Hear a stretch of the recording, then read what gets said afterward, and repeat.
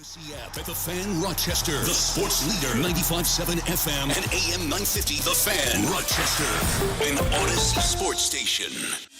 It's time to start the show and talk about the sports we saw. Inside jokes and takes from Danger and Battaglia. Bills and the Sabres and the Amherst. Who gave a microphone to these jerks? Welcome to the sports bar, that's where you are.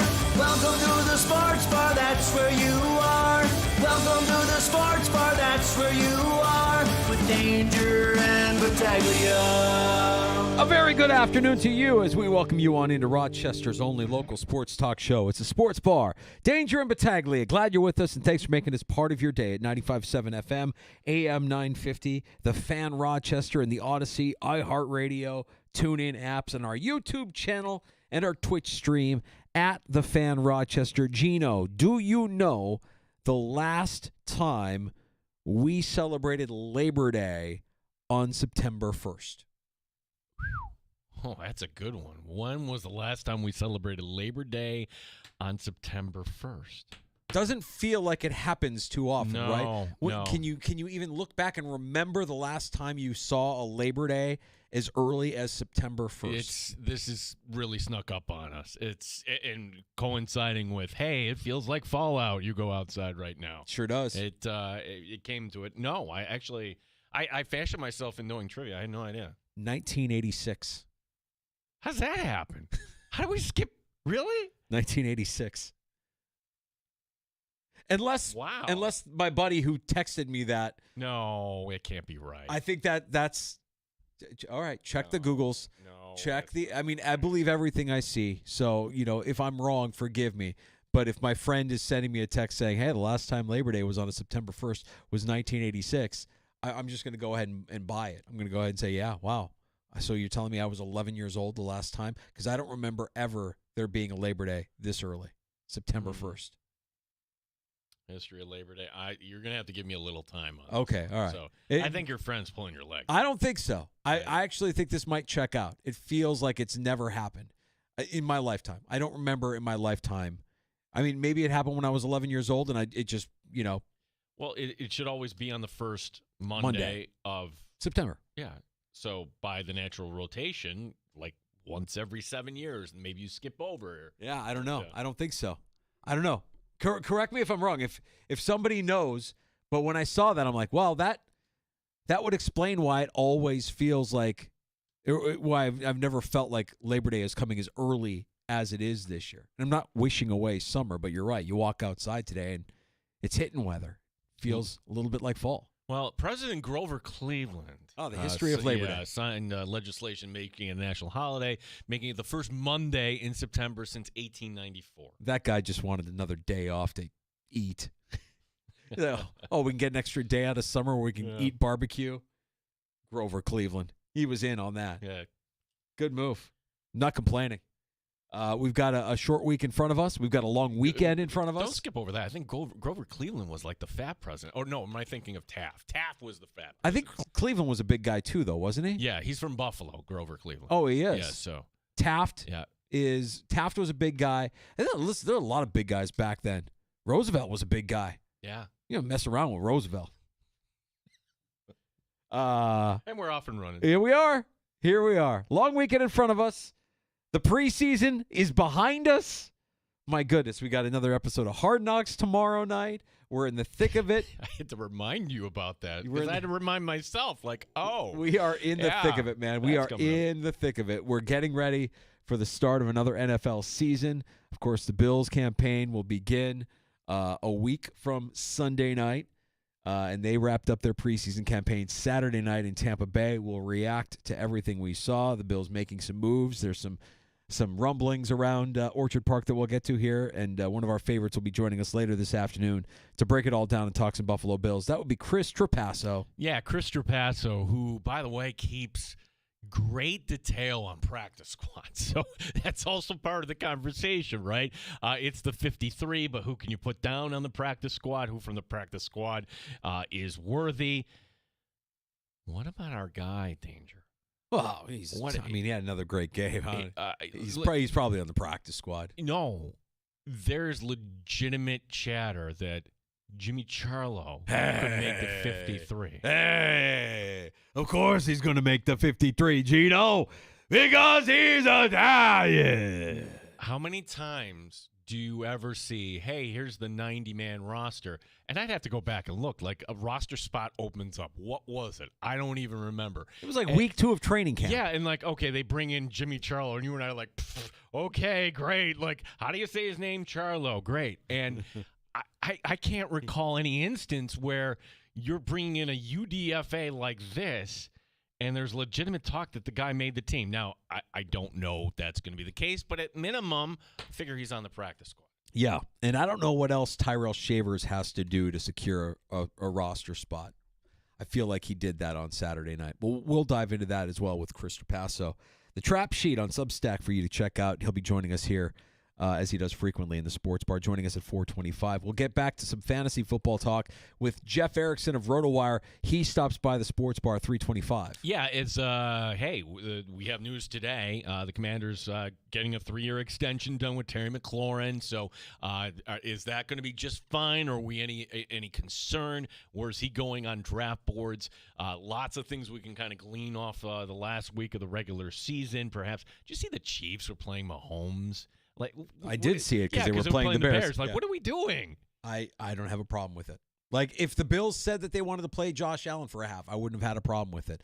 I can't explain why I don't have a problem with it other than they know the situation better than we do. Like, I can't fault the Bills for not starting Josh Allen, but I can tell you what, if Josh Allen looks rusty week 1 against Baltimore, and he might just look bad because it's a good defense he's going up against, one of the things that'll come up is, well, he didn't play him at all in the preseason. You can't win. It's a situation where you can't win. You play them in the preseason, you put them at risk for injury. They're vulnerable. And if you don't play them and they start off the season crappy, you just can't win. Got some breaking news in the sports bar. Stand by for breaking news. Ow! Ow! Ow! It really hit me. I didn't know it was coming back that far. I have it from a very reliable source that the last time September 1st was Labor Day was the year 2014. Was it really? Mm-hmm. Who's your reliable source? My old man. Oh. Whew. Thank you, Mr. Battaglia. Thank you for bailing us out. Now let me go to my source and see what he actually sourced to say that. He didn't say anything. I think it was just sarcasm. Hey, this was from the Googles. The last time Labor Day fell on September 1st was 1986. Nope. Yeah, okay. Nobody knows anything. There goes my dream. All right, never mind. Hope y'all enjoy your Labor Day weekend. It's coming up. It'll be here before you know it. We were talking what? We were talking preseason. Patrick Mahomes. Patrick Mahomes. Patrick Mahomes playing a half, and Patrick Mahomes looking good for the half that he played as well. I don't have a problem with it. Like Joe Burrow was playing this preseason.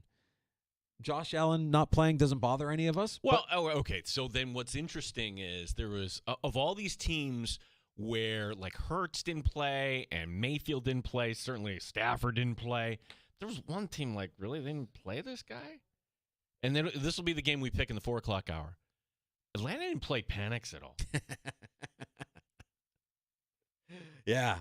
It's good. Like, are they just trying to unleash something that's all so super secret? Or? It's so good. Yeah. Yeah. I can't explain why or how this all works out. Every team has their reasoning. We don't know everything, even with Hard Knocks and everything that all the access that we have. We don't know.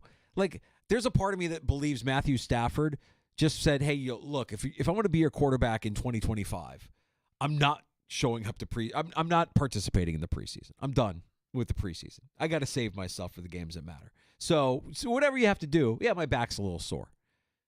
Keep me off the field. Mm-hmm. That's it. And like, if you're Sean McVay, if you're the Rams, would you comply with that? I think you would, because he's your best option. You don't really have anybody else to fall back on. I would have felt a little more comfort had I saw Curtis Samuel at least run one route. Hell, not even showing up on Saturday. He was sick on Saturday. Didn't travel with the team. Yeah. I mean, when I heard he didn't travel with the team, I'm like, they trading him? Is this happening? Are they going to trade Curtis Samuel? Is there a trade in the works? Is the team that wants Curtis Samuel saying, don't put him out there because we want him? I would think at least you would have him on the sideline in a baseball cap. I wanted the Curtis Samuel showcase game like we were discussing last week. You showcase him, and then you move on from him. Didn't happen. Didn't even travel with the team. No, the Shaver showcase, but no, Shaver's not going anywhere. Shaver's not going anywhere. The thing about the Bills this preseason, it's almost like they've made a complete mockery of the preseason. Like we're talking about teams that are starting their star quarterbacks for an entire half, like the Mahomes and the Chiefs. Not the Bills. The Bills have Ray Davis kicking extra points. They have their tight end punting. I mean, we're going to get Terry Pagula lining up out wide next year. I'm kidding. But we all know Terry's more of a slot guy. That's the highlight of that Buccaneer game right here. Zach Davis. Yes. And boom. Yes. This is what we watch the preseason for now. It's gimmicks. Like, okay, how else can we make a mockery of this? Let's put Deion Walker at quarterback next year for a series. They do this in college football always with the spring game, like the Make-A-Wish kid out there. Like, hey, we score a touchdown, so we could have somebody score a touchdown for the Bills. Yeah, that's right. It was a fun night for the Bills in Tampa. Boy, and it sure seemed like there were a lot of Bills fans there at Raymond James Stadium. I think half of my neighborhood was probably at that game because they've all relocated down there. You've heard me talk about my neighborhood. Shane Buechele had a game. In fact, I would argue you could keep Buechele as your practice squad quarterback and move on from Mike White. I think that's what's going to happen. Yeah. Like Mike White, I mean, I'm sure that the Bills would definitely do it for a pick swap at this point, trade you Mike White. Mike White didn't show enough. I kind of take everything with a grain of salt. Third preseason game danger. It was great that Buechele didn't throw up all over himself, but he's throwing against guys like Shiloh Sanders who aren't even on the team anymore. Right. So 83% though, that's a pretty good game. It's good. It's a pretty good game. I mean, I know you're going up against backups, and I have a hard time believing that another team is going to be like, oh yes, we would love to trade for Shane Buechele. Well, and people give Shavers the credit on that touchdown catch. That's a tough throw, the back shoulder. Yep. So, like, Buechele might have done enough just to say, all right, you're the practice squad guy. Who does Josh Allen feel comfortable with in the room? That's the question. You can't keep all four guys. Right. If he likes Buechele, he's on the team.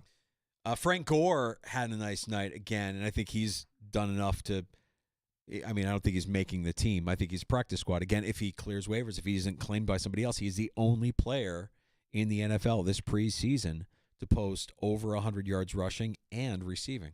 There, if you were paying attention in the second half, there are two guys on defense like, okay, what are they doing out there? And I think they both told you different stories. One guy being Michael Hoyt. Wait, what do you – okay, like Michael Hoyt is going to go away now for 6 weeks, along with Larry Ogunjobi, where the suspension begins. And forgive me for not citing who came up with this report, but – you can't even practice at the team facility, so there's going to be some gym in Hamburg that Michael Hoyt is going to go to daily and kind of work out on the side. So he's got a spot on this team eventually. The other guy, like, seeing Derek Forrest out there in the fourth quarter. Yeah, no, he's not making this team. Practice squad. If he's doing anything, it's on the practice squad. Jordan Phillips reportedly visited the Bills, and it could be set for another stint here with Buffalo. And I'm not sure if that's for a roster spot in the final 53 or the practice squad, but I thought that was noticeable. Well, there's nothing official from the Bills yet. Mm-hmm. And as far as I know, Danger, you can't sign anybody to the practice squad until you actually make the cut downs. So I don't know if this is just a wink and a handshake, but Phillips putting it out there himself. He's got the picture of his nameplate and everything. And my simple question would be, why? There's no room on the 53 for Jordan Phillips. You have Ed Oliver, you have Daquan Jones, and we'll table Daquan Jones for a second. Deion Walker is a man-child. I want to see more of him, and certainly T.J. Sanders had a good camp. That's 4 defensive tackles right there. So if Phillips is willing to come in as a number – oh, by the way, Carter? Dwayne Carter. Yeah, he's kind of skipped right over him. What are we doing with Dwayne Carter? Oh, he makes the team. Yeah. It's tough. Rough, yeah. That's a tough one, right? Yeah. With a lot of promise last year as a rookie, and now in year 2, you're kind of looking at him side eyes like, I don't know. Might not be the best option when you consider what else you have out there, including a Jordan Phillips, and including the 2 guys that are going to be suspended to start the season. Is Dwayne Carter the odd man out? We're going to find out here. The deadline to get down to 53 for the NFL is tomorrow at 4:00. Yeah. which the Bills did release some guys on Sunday, and they've got a long, long way to go to get down to 53. And glad we have Chris Trapasso coming up next hour to talk about this. Zy Alexander, defensive end, Nelson Caesar, defensive back, Garnett Hollis Jr., lineman Rush Reamer, tight end Matt Sokol, running back Elijah Young, who led the team on Saturday with rushing yards, all waived yesterday after the preseason win in Tampa Bay. Our guy Chris did the breakdown here. I can't get over the conflict of information here. I see how this happened now. If you just Google it, AI will say 1986, and that is not true. AI is leading us down an incorrect path. These are the robots that are going to take us over? Nay, I say, nay.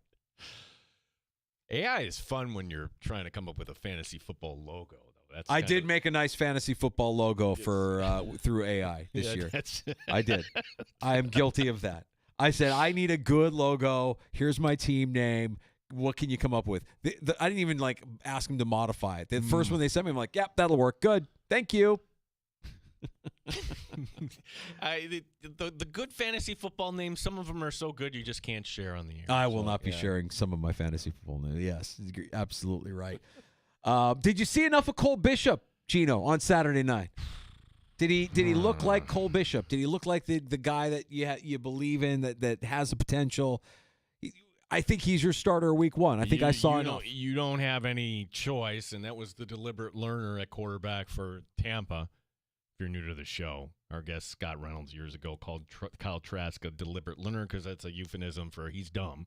Right? So my neighborhood fantasy football league draft last night sat next to Commissioner Timmy Parmesan. Big Buck fan. Timmy Parmesan's a big Buck fan. So I gave him the heads up that we had Reynolds on with us on Friday so he could listen to the conversation. And when I brought up deliberate learner, he's like, oh, I've been using that. He's also a football coach on the West Side. He coaches high school football. And he's like, I've called more than one player a deliberate learner. Had a boy. It's catching on. Starting to spread. It's catching on. He's a deliberate learner. There's nothing wrong with him. He's just a deliberate learner. So, yeah, Trask getting the start. And Cole Bishop looked confident in making a pair of tackles. Really big stick before he exited stage right for the end of the first quarter. That was the last play he was on the field for. So I think with Cole Bishop, a lot of it is confidence. A lot of it is, hey, it's the position where everybody back there, you got to have a real short memory. So for Cole Bishop, he did this against the Ravens in the postseason last year. Yeah. So he led the team in tackles against the Chiefs. We forget about it. And he was tracking, and then all of a sudden he gets hurt and, building himself back up. You mentioned Charlo. He had a game. He had 5 total tackles, recovered a fumble. I mean, the guy's not going anywhere. He's got a nickname. McDermott calls him West Point. He's not going anywhere. The other thing that I think we were tracking from last week through the weekend and into today, we didn't want to have a Tyler Bass conversation today. Do we have a Tyler Bass conversation today? So if you stuck with the game, what was it, 24 yards? So I think it was 26. Whatever. It was a chip shot. Yeah, a chip shot. Do you give him a pass because he didn't have his holder? Oh, that's right. The punter wasn't there. The punter wasn't there. So you had legitimately Can you give him a pass when he hit the first 5 kicks that he made? I'm looking at those kicks. They all didn't look right. Like you should just be, okay, easy, boom. Yeah, they're all curveballs. Yeah, they're all curveballs. Yeah. And, a night where there's no wind down in Tampa. So Tyler Bass, everybody sign up for the same ride we had on last year because there's going to be some games. Okay, no worries. And other games where let's hope that we're not putting it on him. Let's hope that the games don't come down to the leg of Tyler Bass. It might happen once or twice, but I'd prefer that it doesn't happen. I'd prefer that they keep scoring 30 points a game and that the defense can get a stop on third down. That if there's something that has me concerned going into this season, it's the Bills' third down defense. Because it was a problem last season. It's been a problem through this preseason, and I don't know that anything is going to change with the third down defense. Well, look, and part of the third down is getting off the field, right, is the secondary. That's where, oh, gosh, we're going to have this whole, and now the Tre'Davious White MRI. That's a big headline story, as Sean McDermott said that in the pregame. Not Sean McDermott, beg your pardon, Brandon Beane. Yep. Still waiting word on that. So who's going to be your week 1 corner opposite Christian Benford? Are we really going to have Dane Jackson out there? Yikes. Oh. Yikes. Yeah. Just find a way week 1. I don't know if you're getting off the field against the Ravens with that secondary week 1 danger. Third down defense on Saturday night. Tampa converted 61% of their chances. They went 8 for 13 on third down. I think they just need to be better on third down defense. Offense, third down, it hasn't been great this preseason, but I'm not going to nitpick the offense. The offense isn't the problem. If I'm worried about anything, it's the defense, and it's them getting off the field on third down. Yeah, and it was a 26-yarder that Bass shanked. Oh, God. We got to get to Jeff Erickson, talk some fantasy football. You could read his work at rotowire.com. Great resource for you before you draft if you haven't drafted yet. We got to draft again tomorrow night. We got to draft a week from tomorrow night. All kinds of drafts happening here in the sports bar. Looking forward to another fantasy football conversation with our buddy Jeff Erickson. He's a Cincinnati guy too, right? He's a Bengals guy. Loves himself some Cincinnati Bengals, so we can hit him up on that. I'm like, okay, are they actually going to take care of Hendrickson? What's going on there? Jeff Erickson, rotowire.com. Joining us next on The Fan.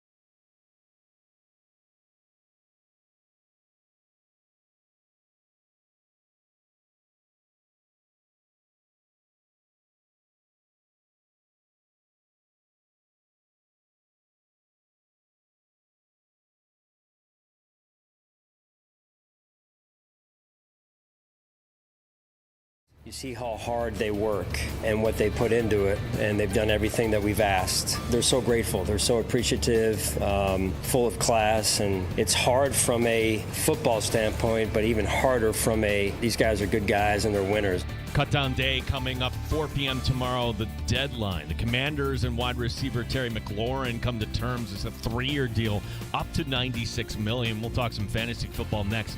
Jeff Erickson from RotoWire, our guest. Yankees hosting the Nationals tonight. The Mets hosting the Phillies. The Rochester Red Wings begin his series tomorrow night in Jacksonville. Gene Battaglia, the sports leader, 95.7 FM and AM 950, The Fan, Rochester. They've raised the bar on Rochester Sports Talk. You're in the Sports Bar with Danger and Battaglia on the Sports Leader, 95.7 FM and AM 950, The Fan, Rochester. Let's talk some fantasy football. Jeff Erickson, RotoWire.com, joins us. Also a Cincinnati guy. We're going to talk about Terry McLaurin getting his extension. What are your Bengals doing over there with Hendrickson? Do you think we get something done here in the coming days? It has to get done. I mean, there's really no other option here. I mean, we saw the Commanders cave. I think the Bengals will cave too. They'll give more guaranteed money. Hendrickson will give a little less, but I think the Bengals will have to move more than Hendrickson did because they can't play without him. They just can't. They made no other meaningful defensive improvements this offseason in the free agent market there. You know, they spent early draft picks, but we saw the results. We know that this is a defense that's still at best going to be top 20, top 15 at best. I mean, at best, and they need to get him in there. They'll get it done. I mean, just stick with the Bengals while we're here because we all remember how last year started, and you could say that's the reason why they missed the postseason, right? So, from a fantasy standpoint, then, do we buy stock in the Bengals early on, in particular, seeing that they get the Browns week 1 here? You know, they got the Patriots in week 1 last year at home, and they found a way to foul that up. Under Zach Taylor, they are 1-11 in the first 2 weeks of the season. Just an astounding record. They did something different this year. They played their offensive starters in the preseason, the first 2 preseason games. Burrow even stayed in for an extra series at his behest. I think the offense should be 95% of the way better than last year and should be better. The one problem is they have a big gaping hole at right guard. They didn't really meaningfully address that in the offseason. Lucas Patrick, who was a backup with the Saints last year, was brought on board. But Cordell Volson is already out for the season. He was looking like their best option at right guard. So that's a real problem point. And, you know, I'm sure the Browns have the internet and can figure out that Myles Garrett can line up outside adjacent to that and cause a lot of havoc. So we'll see what happens. But the offense should be fun. The defense will be horrific, though. I see a lot of 35-34 games this year. Jeff, we don't bring you on with us here in the sports bar to tell us that Terry McLaurin is signing with his team is good news for fantasy players. Everybody knows what he's capable of with Jaden Daniels, especially behind center. But they also made a move last week, Brian Robinson, moving off of Brian Robinson, shipping him to San Diego, to San Francisco. And I'm curious about both ends of that deal, what that means for McCaffrey, what it means for Robinson now in the Bay, and what it means for Washington's backfield. Can you tell me a little bit about Bill Crosby? Bill, that's right. A.K.A. formerly Ja'Cory Crosby Merritt, likes to be called Bill. Yeah. You know, all my ADP charts trying to search for him, I keep on searching Bill, and he's not there. It's really frustrating, but it's a three-headed monster in D.C. still. That's the problem. I had a lot of late round shares of him, of Crosby Merritt, but now that, you know, Robinson fell out of favor, as soon as they didn't play him in the second preseason game, and all those reports came out that they were seeking a trade, you know, the hype on Ja'Cory Crosby Merritt just escalated. It went from good news in camp to, we got to get this guy. But Austin Eckler still exists. He'll be the third down guy. Chris Rodriguez still exists. He got the first carry in that preseason game against the Bengals, went for 40 yards on it in his own right. He will be a guy that will vulture away some carries too. So I don't even know if you can use him as a starter in the first week of the season. I want to roster him, but I think it's going to be a little frustrating initially. It might be Alfred Morris all over again, where, you know, a late draftee actually wins the job and actually takes over and it becomes a fantasy starter. I just exercise a little bit of caution early on. Jeff Erickson from RotoWire, our guest. Jeff, you're based out in California, and if there's one team that has a bigger I think they have a huge variance fantasy-wise. It's the Rams, where, boy, I would love to have Puka Nacua and Williams, and that is if the quarterback's healthy. So how do you balance that when you're trying to set up your draft rankings here? What's your advice when it comes to drafting LA Rams, knowing that the quarterback right now is one hit away from maybe his career ending? I was just going to say, Matthew Stafford might be practicing now, but 37-year-olds with back problems tend to continue to have back problems, is the way I look at it there. As that saying as a 54-year-old who's never played in the NFL, but whatever. I am worried about this a little bit there. I'm also a little down on Nacua compared to the field. I just like Drake London a little bit better. I like a couple of the other receivers a little bit better, in part because Devontae Adams is there, and he's going to take away, I think, more red zone looks than Cooper Kupp even did. Puka Nacua's recent health suggests that missed games are in the future as well for him. So just a smidge lower. It's not like I'm anti-Puka Nacua. I just don't get him at 12. I have him like at 16, which usually doesn't get him. Kyron Williams got paid. You always like to see that if you invested in him. Means that he'll, even though they may have drafted another running back this year, Kyron Williams is the guy. Sean McVay likes to lean on one back, so I think that will continue. Well, how early, Jeff, is too early to invest in Ashton Genty? End of the first round, beginning of the second. I think it's a season-to-taste situation there. I prefer Derrick Henry over Genty. Genty's going to get a lot of volume, though. And it's not just running. It's also in the passing game, too. We just saw a report that came out from Ian Rappaport suggesting that Jacoby Myers has requested a trade. I don't think it's going to happen. I think he'll have to play out this contract. But point is, he's unhappy. They just don't have an established wide receiver room, a couple of rookies that might be getting, a few extra looks. But Genty will also get some of those looks in the receiving game as well. So I still think, though, that Genty is fantastic. I don't know about that line. I don't know what's going to happen over the course of a long season.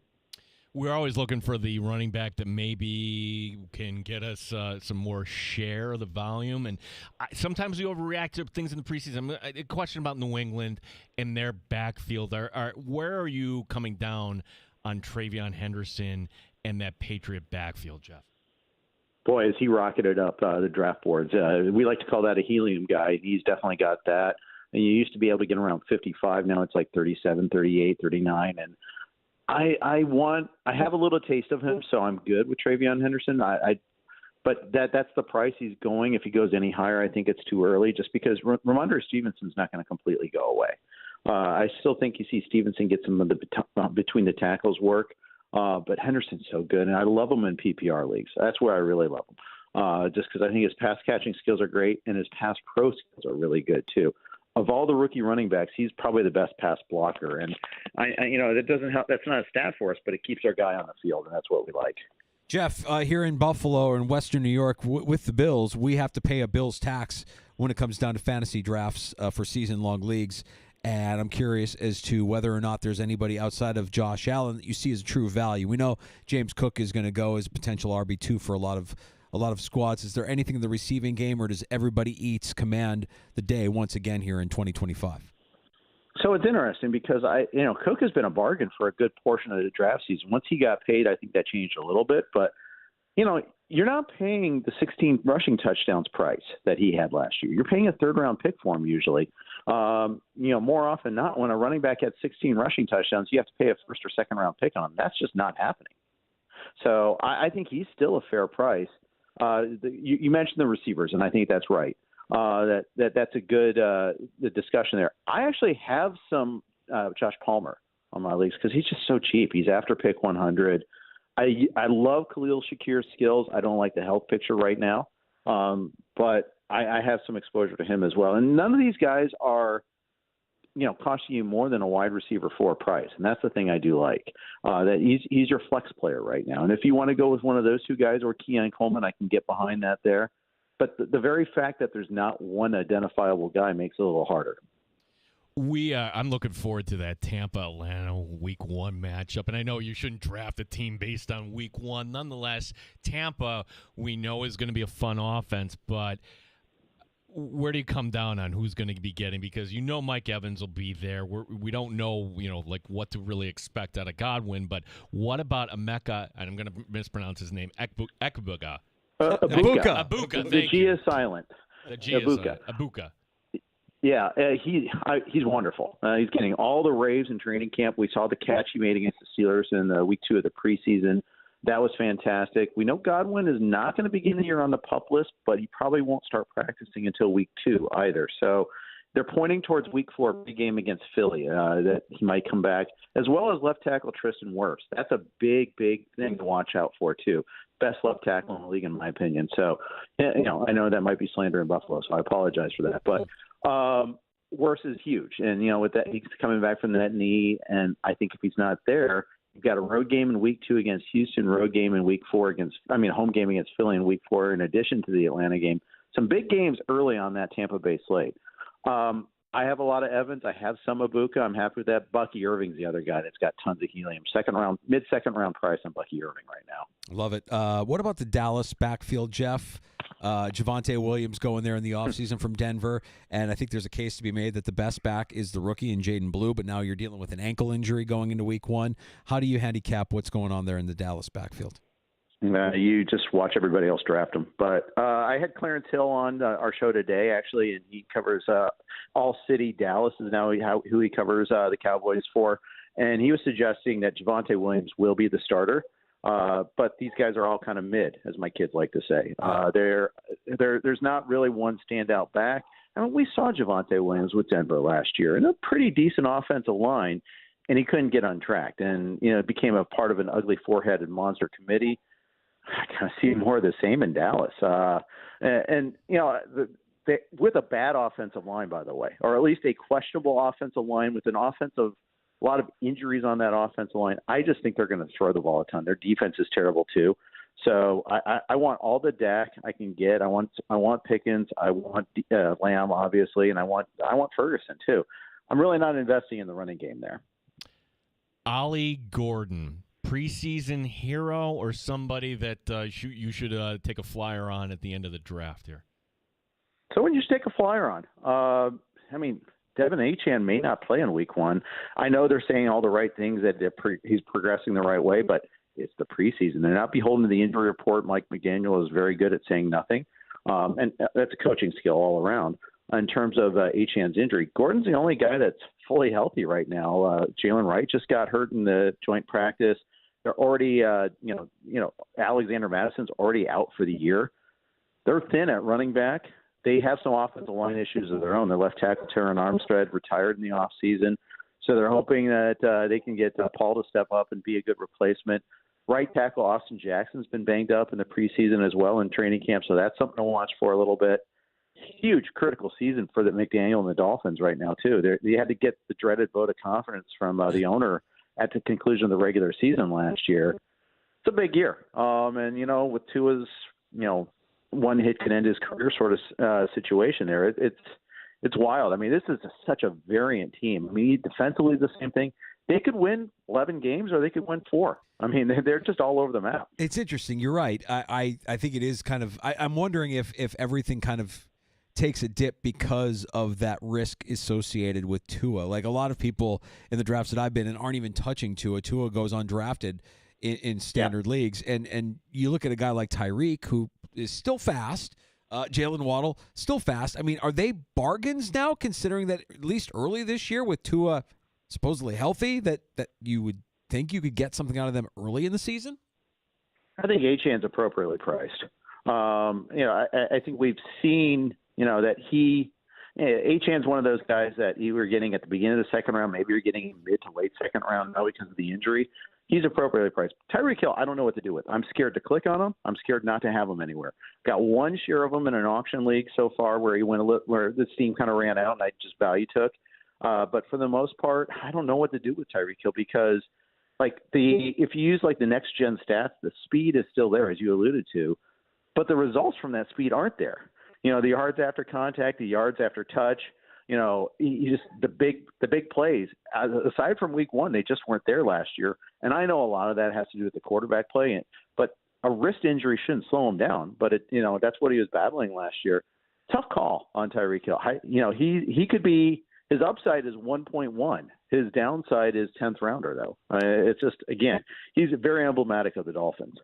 Talking some fantasy football, Jeff Erickson from RotoWire, as we're all getting ready for our drafts this week. Jeff, and how do we manage a Viking offense where it's kind of this leap of faith, right, with J.J. McCarthy going in there, and we didn't really get a big sample here in this preseason here, but do we just, knowing O'Connell, do we just kind of pick up where they left off last regular season? Yeah, it might be a little slower right off the bounce there, just because McCarthy just hasn't had the reps like Sam Darnold did over the course of his career. But yes, the O'Connell effect is real. I mean, if it can work for Nick Mullins, it can definitely work for a first rounder, is the way I look at it there. So yeah, I've added McCarthy in a few leagues because again, he's what QB 16, 17. You're not paying a hefty price for a team that's got a great infrastructure. Although in the short term, there are some issues here with this Minnesota pass catching group. Jordan Ashton's got the 3-game suspension. Jalen Naylor's banged up. Ty Felton, the rookie, is moving along pretty slowly. Had an injury of his own in training camp. They're to the point where they're trying to talk about trades. There is some talk about going after Adam Thielen, bringing him back home. We've seen a lot of wide receiver trades, by the way, in the last week or so. The Saints one was wild to see a 4th-round pick for Devon Bailey for a team that's not really contending anytime soon. To see them giving up picks is kind of baffling to see, but it just speaks to the notion that some teams are really hurting at wide receiver. The Niners had to trade for Sky Moore. The Eagles traded for Mechie. So there's a lot of those 3rd, 4th tier wide receivers changing teams. Jeff, before we had you on, we were discussing how the Chiefs decided to play Patrick Mahomes and the starters on offense for the entirety of the week 3 of the preseason finale there on Friday night. And, boy, my eyes told me they look as sharp as ever. Like, is the demise of Kansas City being overblown because Mahomes, Kelsey, Rice, Pacheco, Worthy, they all got involved and they all looked really, really good against the Bears? Yeah, it probably is the case there. I think there are a lot of rumblings that Kelsey was not in his very best shape of his life last year, and that he wanted to kind of go out on more of a bang this year. We saw they didn't have Rashee Rice and Xavier Worthy on the field at the same time last year. That just wasn't a thing that happened. They obviously know Hollywood Brown missed a big chunk of the season last year too. Now, big question is Rashee Rice. We don't know how long is this suspension going to be. He's going to have that hearing on the 30th after the 4th game of the season. I actually think that's a negative for Rice's fantasy prospects, and certainly for the Chiefs, that they may be missing Rice at a critical juncture of the season, and that overlaps their bye weeks. That makes it one extra week. So we could, say if it's a 6-game suspension, that means it's probably 7 weeks that we're going to be without him because it's going to overlap the bye week too. I definitely pushed him lower on my draft board. But, yeah, I'm optimistic about the Chiefs' offense. I mean, how could you not be? It's still Andy Reid. It's still Patrick Mahomes. It's not like he's physically less capable. If he has a better left tackle, look out. Yeah, one team in that division, a lot of people focused on Denver. I'm looking at the Chargers, too, and I know you'll have to pay a decent price for Marion Hampton coming out where we think he's going to – right. Jeff, you're out there. Give us kind of the vibe here, because the thing that makes me nervous, at least, is that Greg Roman was up here in Western New York, and, that wasn't a really fun offense to watch for a while there, but maybe that will work if you want to take the running back. What to expect out of the Chargers, Hampton, Harris, the whole situation this year? Dirty little secret about Greg Roman's teams is he likes to run, but they're not necessarily good at it. He weren't that good in Baltimore either when he was the offensive coordinator. And from an efficiency standpoint, you're going to see a lot of Marion Hampton. Keep in mind, Rashawn Slater, their great left tackle, is out for the season already. That was a devastating injury. I'm glad at least Slater got paid before the injury. But this is why players hold out in training camp, by the way, or they hold in, as the case may be, because you get that big injury and you don't get that contract. Well, I mean, you're left holding the bag. So, but what that does for the Chargers, I'm not sure. I don't think they meaningfully improve their pass catchers either. I mean, we'll see what happens with Trey Harris. We'll see what an impact what Keenan Allen has left. Because that to me is something that is really worth watching a little bit there to see how much they can improve there, because right now I'm not buying their pass catchers. Jeff Erickson of RotoWire.com joining us. It's the season of optimism. We're talking some fantasy football. It's also the season of bold predictions. Do you have a bold prediction for the 2025 season, Jeff? Mike Tomlin's career streak of never having a losing season ends this year. There it is. The Aaron Rodgers experiment fails miserably. Well, Jeff, all the evidence of the last few years, and you go back to the last year in Green Bay, would back you up on that. So why are we kind of turning things back here to the year 2019? Why are we just kind of not looking at the evidence of what Rodgers has put out here? Good question. I'm not. I think it's just a. I just don't think he matches what a Pittsburgh mentality is either. I think it's a horrible match.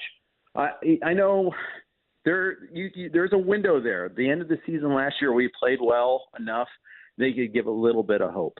Oh my goodness, is it worth it? Is it really worth the circus coming to town? I'll say this. I wear orange and black shades there that color my vision of the league. Yeah. I might have a touch of a hater in me here when it comes to that. I respect the heck out of Pittsburgh, though. I mean, to have 4 generations of stability at head coach, to be able to have all those titles. I mean, just to be a signature organization of doing things the right way. For this to kind of happen like this, though, it doesn't seem right. Very unSteeler-like. Jeff, we appreciate your time. As always, tell us before we let you go about RotoWire.com and everything that we could get there at the site prior to drafting this season. Absolutely. We've done a big overhaul, and not just our look, but a lot of the tools we've added to the site too. Our draft assistants, a draft assistant. You can do this thing called Live Sync with our draft assistants, our draft tool. And if you're in an auction league, you're in a draft league, it'll track it for you there. So say if you're on, I did an auction league on Yahoo the other day. It'll put in the bought players. It'll scrape from Yahoo into your drafted tool. You don't have to manually enter any of that. It's all put in there. You can check out the draft assistant. Use promo code ROTO15 for 15% off any RotoWire product. Do the Reds track down the Mets for the last wild card? Jeff, my opinion, both these teams are farting around right now.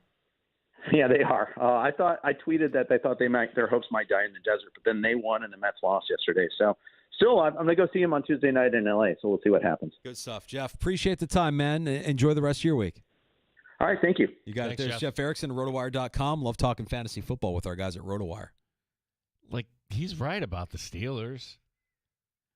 On the surface, everything he's saying is right, but there's something about Tomlin, and it was Mike Greenberg on ESPN who did a monologue on Tomlin and why we shouldn't discount the Steelers, why we shouldn't discount Mike Tomlin, why we shouldn't discount Aaron Rodgers in this situation. I think a lot of us want to see Rodgers fall on his face. I think we're tired of the act. We're tired of the BS, the way he carries himself. Even though every report you've gotten out of him from Pittsburgh is, he's been great. He's been doing everything we've asked him to do. It's like, yeah, you're right. He probably has, because there's been nothing that could possibly reflect poorly on him right now. There's no blame to be deflected as of right now. Nothing meaningful has happened. But watching a guy throw his wide receiver under the bus on national TV after a loss to the Bills, watching a guy lose the coach, lose his coordinator, stare down the head coach after he scores against the Patriots. That was really? We're doing this? Yeah. Just kind of weird. Just a really weird situation that I think we're all kind of tired of. And so I think we all want to see him fall on his face. And yet, with Tomlin there, I know that a lot of Steeler fans are done. They're just tired of it. I can't rule it out. I can't. If I were to make a bold prediction today, it would not be the bold prediction that Jeff Erickson made. I don't know that I can make that prediction. I think it was last year that I made that prediction. I said last year would be the year that the Steelers would miss the postseason and that Tomlin would end up with a losing record, because they're and it was partially true because their schedule was really light up front and really tough down the stretch, and they started off great, and they did just enough to get into the postseason before falling on their face. What you're saying is if the Bills don't get the 1 seed, get ready for Pittsburgh at Buffalo, divisional round. Here we go again. Aaron Rodgers. Fine. I think we would sign up for that, wouldn't we? I would take that. I mean, we I want mean, the 1 seed. 1 seed, yeah, we want the 1 seed. But I think if you can't get the 1 and you're the 2 and you have Pittsburgh in the divisional round, it's you're resting your starters for a good chunk of the second half. Everything's fine. We'll get to Chris Trapasso, and we'll talk some Buffalo Bills. Cutdown day tomorrow at 4 o'clock. We'll get Chris's thoughts on the roster, his projections for the final 53. We have time for your calls as well if you want to pull up a stool at 866-4326. Next in the Sports Bar, we continue to preview these Week 1 matchups. This one's going to be a lot of fun, which unless you have the ticket or you're just going to be watching Red Zone, maybe you'll go out because I would guess Fox here will pick up Giants Commanders. They would also have Browns Bengals as a Fox game Week 1. Go figure. This Fox game would be a lot of fun. Buccaneers Falcons. We'll pick it next. We'll get into that and your calls as well. 585-866-4FAN.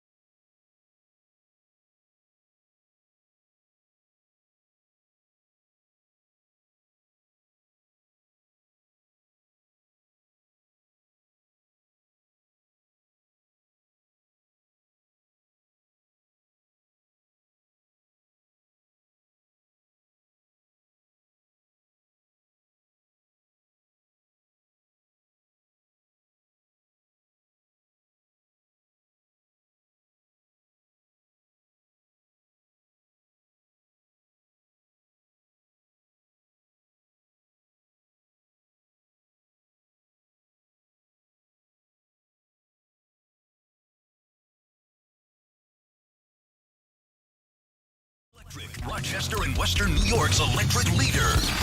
This is the Fan Rochester. WROC AM, WBEE HD2, and W239BF Rochester. The sports leader. 95.7 FM and AM 950. The Fan Rochester. An Odyssey sports station. The Fan Rochester. Sports Update. Of One Bill's drive in terms of the cut down. Be a crazy few hours. 4 o'clock tomorrow will be the deadline. One player who won't be on the field week 1 is Michael Hoy. You know, it's obviously going to suck not being around them, but use the time wisely and, you know, stay on a normal routine. And so come back after the 6 games and come back in the best shape possible, as healthy as I can, and ready to go for down the stretch. Michael Hoyt, Larry Ogunjobi, 6-game suspensions beginning this week. The Commanders and wide receiver Terry McLaurin come to terms. It's a 3-year deal up to $96 million. Yankees hosting the Nationals tonight. The Mets hosting the Phillies. The Rochester Red Wings win a series tomorrow night in Jacksonville. Gene Battaglia, the sports leader, 95.7 FM and AM 950, The Fan Rochester.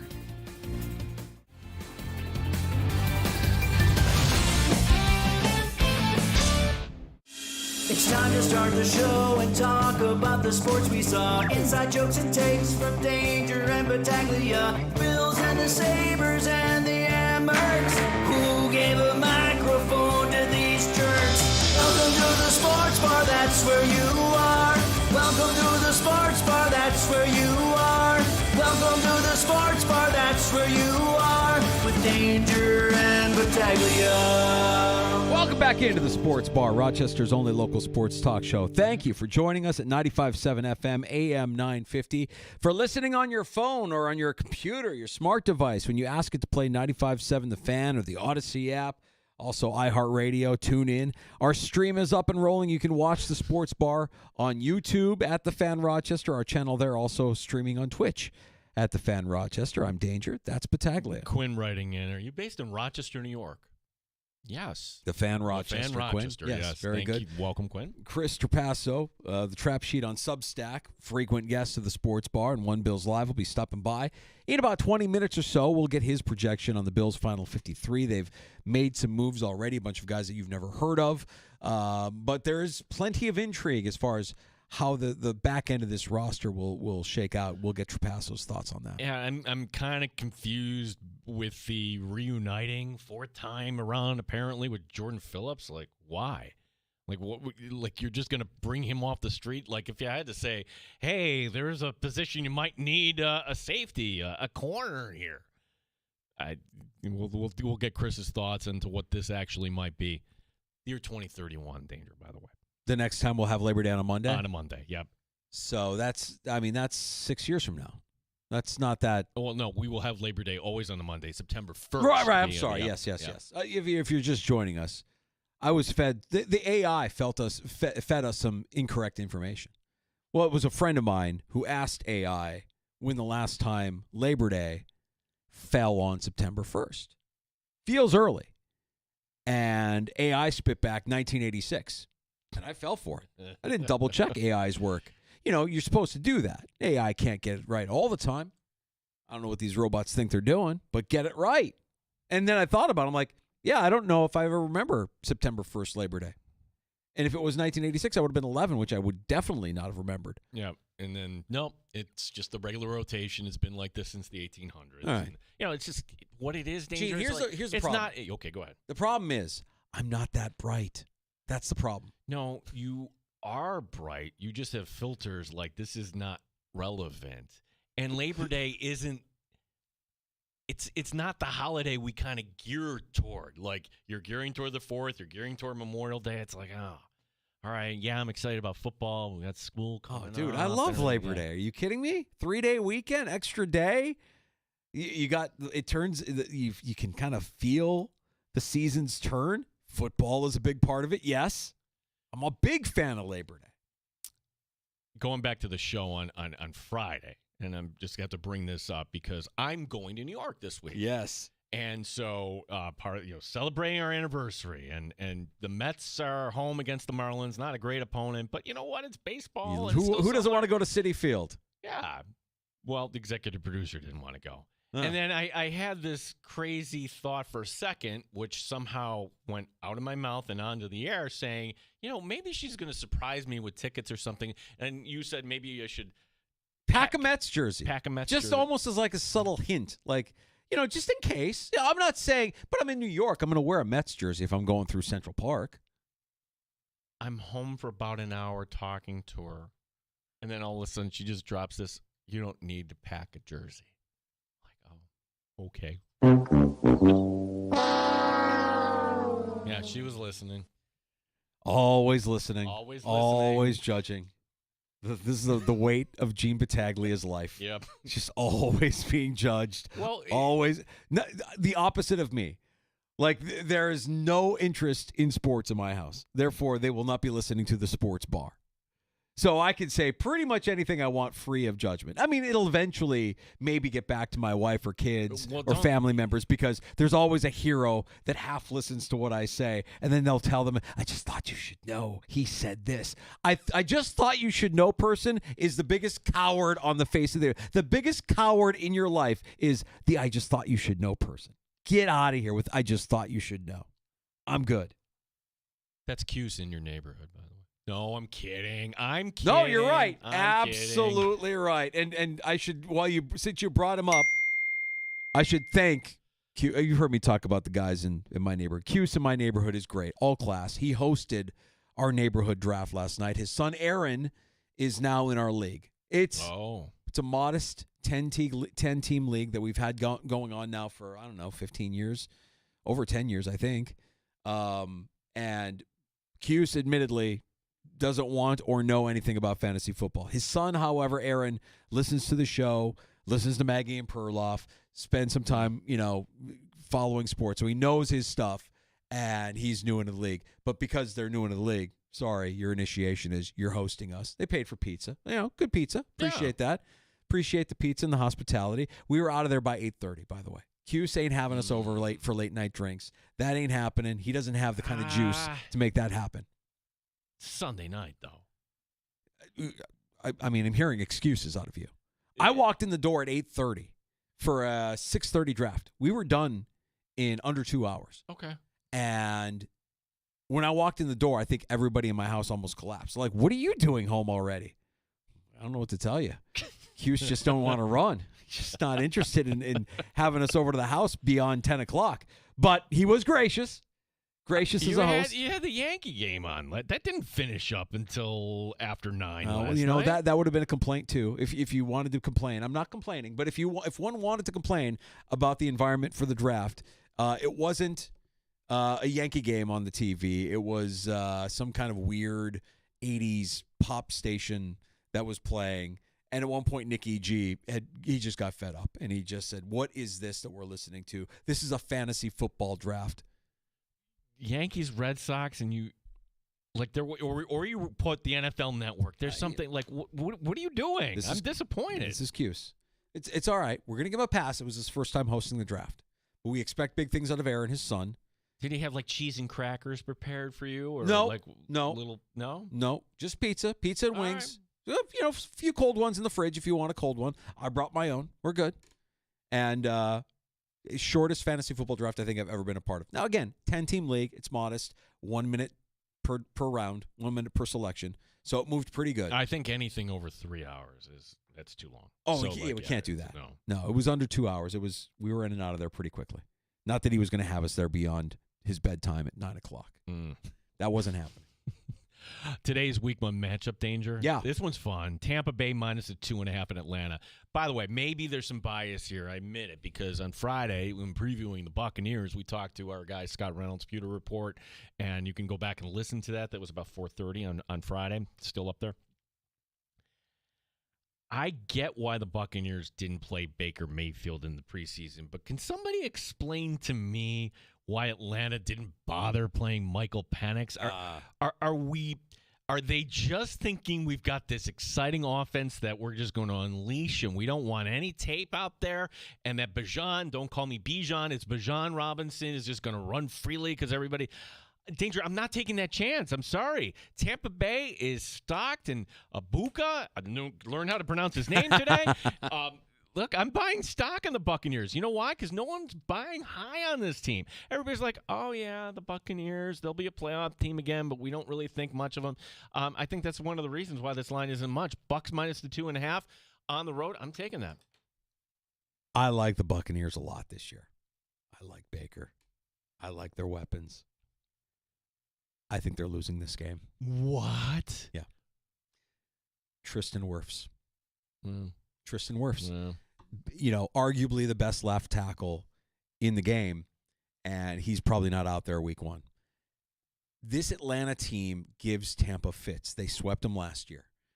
And I agree with your Penix observation. Like, why is he not out there? That makes no sense to me. But again, I can't tell you why Atlanta decides to not start Penix at all in the preseason, and Kansas City lets Patrick Mahomes and the starters play a full half of football. I can't tell you the reasoning behind that from team to team to team, but there is a reasoning behind it. Well, okay. How many teams do you think of the 32, and by this, we're going to just say whoever the projected starter is, how many of them the projected starter didn't see one snap? In the preseason? Mm-hmm. Okay, good exercise. You have the Bills, obviously, the Steelers, the Rams. That's 3. The Falcons, now we learn that's 4. Eagles. The Eagles, Jalen Hurts, 5. Dak Prescott didn't play, right? So there's 6. Did Brock Purdy play for the Niners? I'll give you the final answer. Oh, there's one more? Well, there's actually, it's the number of the sports bar. Oh, you're kidding me. Yep, 9. So who did I forget? 9 times. I got up to 6 or 7. Purdy? I imagine Darnold had to play. That's a new team, new system. J.J. McCarthy, he's basically a rookie. He played. Did Jared Goff not play at all in the preseason? I would think he would probably even get a series or 2 because that's a new system for him, or at least a new coordinator. C.J. Stroud? Yeah. Who am I forgetting? I read it, Danger. Okay. And I just know what it was that when I saw that, I'm like, ooh, the sports bar number 9. So there were 9 teams. 9 times. Lamar didn't. Yeah, Lamar was one that didn't play. So 9 teams. But the common thread was Lamar and names, established guys like, and then okay, Penix. we're not Penix. Yeah. I don't know why Atlanta has Tampa's number, but week 1 in the ATL, I'm going to go with Atlanta. Divisional round game. I'm going to go with Atlanta on that one. That's a fun game, right? Yeah. 1 o'clock. That's it is. They gave us a really good primetime game last year, those 2 teams. And it was Baker and it was Cousins just duking it out. It was fun. Lots of offense, lots of points, back and forth. And Atlanta pulled it off. And remember last year, Atlanta, kind of like farted around and gave up their playoff spot to the Bucs. The Bucs had to fight and claw and scratch down the stretch where the Falcons just started to fold it up.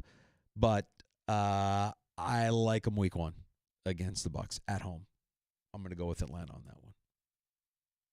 Chris Trapasso, Trap Sheet on Substack. He's going to join us here in a few. We'll get his thoughts on Saturday night's preseason win for the Buffalo Bills. Did Shane Buechele do enough to secure a spot on the Bills practice squad? Do you take him over Mike White? Every year, Danger, we fall into that last preseason trap and like, my gosh, what an unbelievable comeback for the Buffalo Bills in Chicago. Do you not remember that? A.J. McCarron, they're down, and they all got cut the next day. Or whenever it was. The guy that led the team in rushing, Elijah Young, led the team on Saturday. Sunday, here you go. Yeah, here you go. Get out of here. So to answer your question, because Mike White has the trust of Brady and they go back years and the family and everything else, it would be a surprise to me that unless they're going to want to do Mike White a solid and send him off to Detroit or somewhere like that. Plenty of teams trying to get their backup quarterback situation figured out. One of those teams in the NFC North making some moves yesterday, including the trading of Sam Howell from Minnesota to Philadelphia just to bring in a certain 6'5" 235-pound quarterback out of North Dakota State with the blue-collar work ethic and Midwestern values. Gino, he's closer to home. Carson Wentz is in Minnesota. Carson Wentz. Like 5 years from now, he's like on his fifth different team. Like this guy's just going to bounce from team to team to team because he can go in and just be positive and everything else. And kind of a. For as much as we know Carson Wentz's act doesn't play, it didn't play in Philadelphia, and he's been kind of a backup all these other places, it plays in Minnesota. His act will play in Minnesota. Like if God forbid anything happens to J.J. McCarthy and Carson Wentz gets in there, they'll get behind Carson Wentz. They love that guy. I think I'm pretty decent when it comes to my geography as far as states and who's adjacent, who's neighboring, who's on the border. Isn't North Dakota on the border of Minnesota? North Dakota's up there on the border of Minnesota. Okay, I know that because that's where I grew up, Gino. I grew up there on the border of North Dakota and Minnesota, up there in northern Minnesota, right there on the border of North Dakota. And then if you go a little bit south from where I was, that's where Fargo is. That's where North Dakota State University is. That's where Carson Wentz played his college football, Gino. Because if people from North Dakota didn't want to drive all the way across the country and they just wanted to take a shorter drive, it would just be so awesome to get out of that state. It's just awesome. What made it so awesome? Just being here. Being away from North Dakota, for us to be here, it's just great. And to get to see Carson Wentz? Yes, he's awesome. Such a role model for our kids and grandkids. Rest in peace, that poor lady. She's a delight. Yeah. Am I a psycho? I'm going back. I didn't share this with you. I'm going back for a weekend. To Minnesota, North Dakota? Oh, yeah. What is a high school reunion? Why? No, it's homecoming, and my friend is going into the Green Wave Athletic Hall of Fame. Okay. So we all have a reason to all get together and have some pops. Are you going to do the show remotely from the outpost of Minnesota? No, I've requested the time off already. All I've right. requested the time off. What makes it psychotic, beyond the fact that I'm going back to where I was raised, which is way up north in Minnesota, where there's nothing for miles, nothing but prairie land for my prairie as far as the eyes can see, a stench of sugar beets and agriculture everywhere you go. I'm going back on a Friday, landing in Minneapolis. It's a 5-hour drive. Okay. And then I'm coming back Sunday morning, flying back from Minneapolis. So 10 hours will be spent in the car driving to and from There's no the town that I grew up. You can't get a little puddle jumper. Oh, I could fly directly into Fargo there from Chicago, but the times and the dates just didn't work out there, Gino, and it's a little bit more expensive and pricey, you know? Wow, you are a true friend, I will say. I would like to think so. Yeah, that's not the closest thing. The most psychotic thing was you and Masterstroke driving out there so like he can buy his like toy model cars, whatever the heck he was like, flipping at the time. He's an eBay guy. And then turning around right back, and you were there, 3 hours? That was it? Yeah, that was pretty psychotic. That was a lot of time in the car with Masterstroke. Love that guy. Actually would do it again. It was fun. Maybe nearly as psychotic as driving to Cleveland and going to the World Series to see the Cubs and the then Indians in 2016, and then driving back early in the morning to not miss work. I think I was back here in the office by like 9 o'clock, so that I had to leave. Those are some fun memories. Like, we were only on the air for 2 months at that point. Yeah. And you are literally in World Series traffic. Yeah. At like 5:30. I'm like, God, dude, don't be late here. Get out there. Yeah, that was fun. Follow up to that story about how Carson Wentz, who once was in Philadelphia, and because Minnesota moved their guy to Philadelphia, the odd man out, Kyle McCord. Eagles cutting the former Syracuse quarterback. So hopefully he gets a chance somewhere else. We will get to Chris Trapasso next and get his thoughts on the Bills preseason, their final 53-man roster, which is due, as is every NFL team's. Tomorrow, 4 o'clock is the deadline to cut down to 53. Trapasso next on The Fan.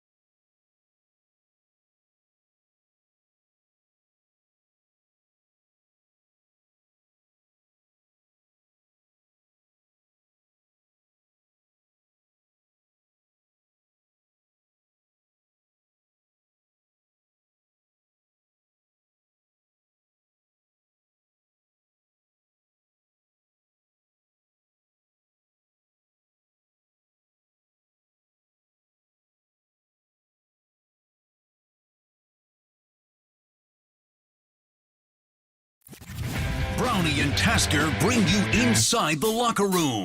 Danger and Battaglia drive you home every afternoon. Your home of the Buffalo Bills. The Fan Rochester. The Fan Rochester. The Fan Rochester. Sports Update. Cut down day 4 o'clock tomorrow, the deadline. No news coming out of One Bills Drive today. Head coach Sean McDermott isn't looking forward to what's next. It rips at my heart. It does. Because you see how hard they work and what they put into it, and they've done everything that we've asked. They're so grateful. They're so appreciative, full of class, and it's hard from a football standpoint, but even harder from these guys are good guys and they're winners. Chris Trapasso joining us next here in the Sports Bar. Washington Commanders and wide receiver Terry McLaurin come to terms. It's a 3-year deal up to $96 million. The Yankees avoid the sweep against the Red Sox. Tonight they get the Nationals. The Mets open a series against the Phillies. The Rochester Red Wings begin a series tomorrow night in Jacksonville. Gene Battaglia, the sports leader, 95.7 FM and AM 950, The Fan Rochester.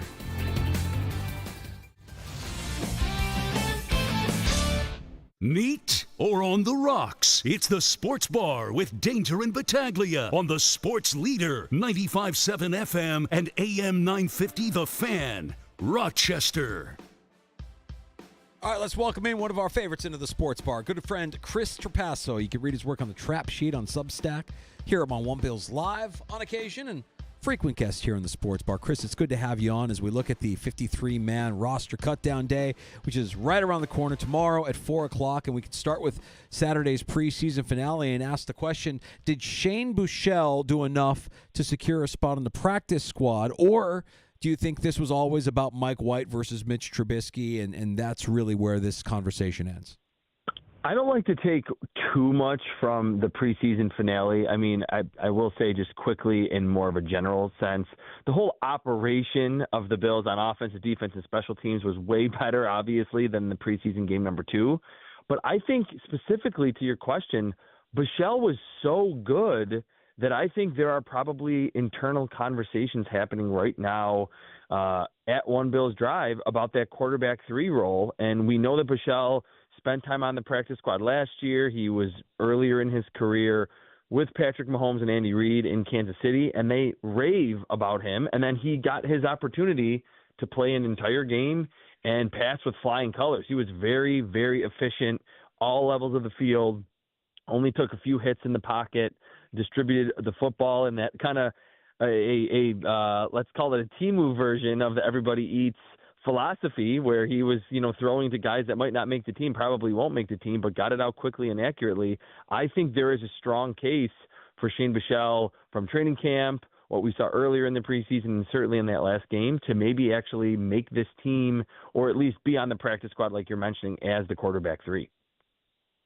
Talking to Chris Trapasso, CBS Sports, and also the Trap Sheet you can check out on Substack.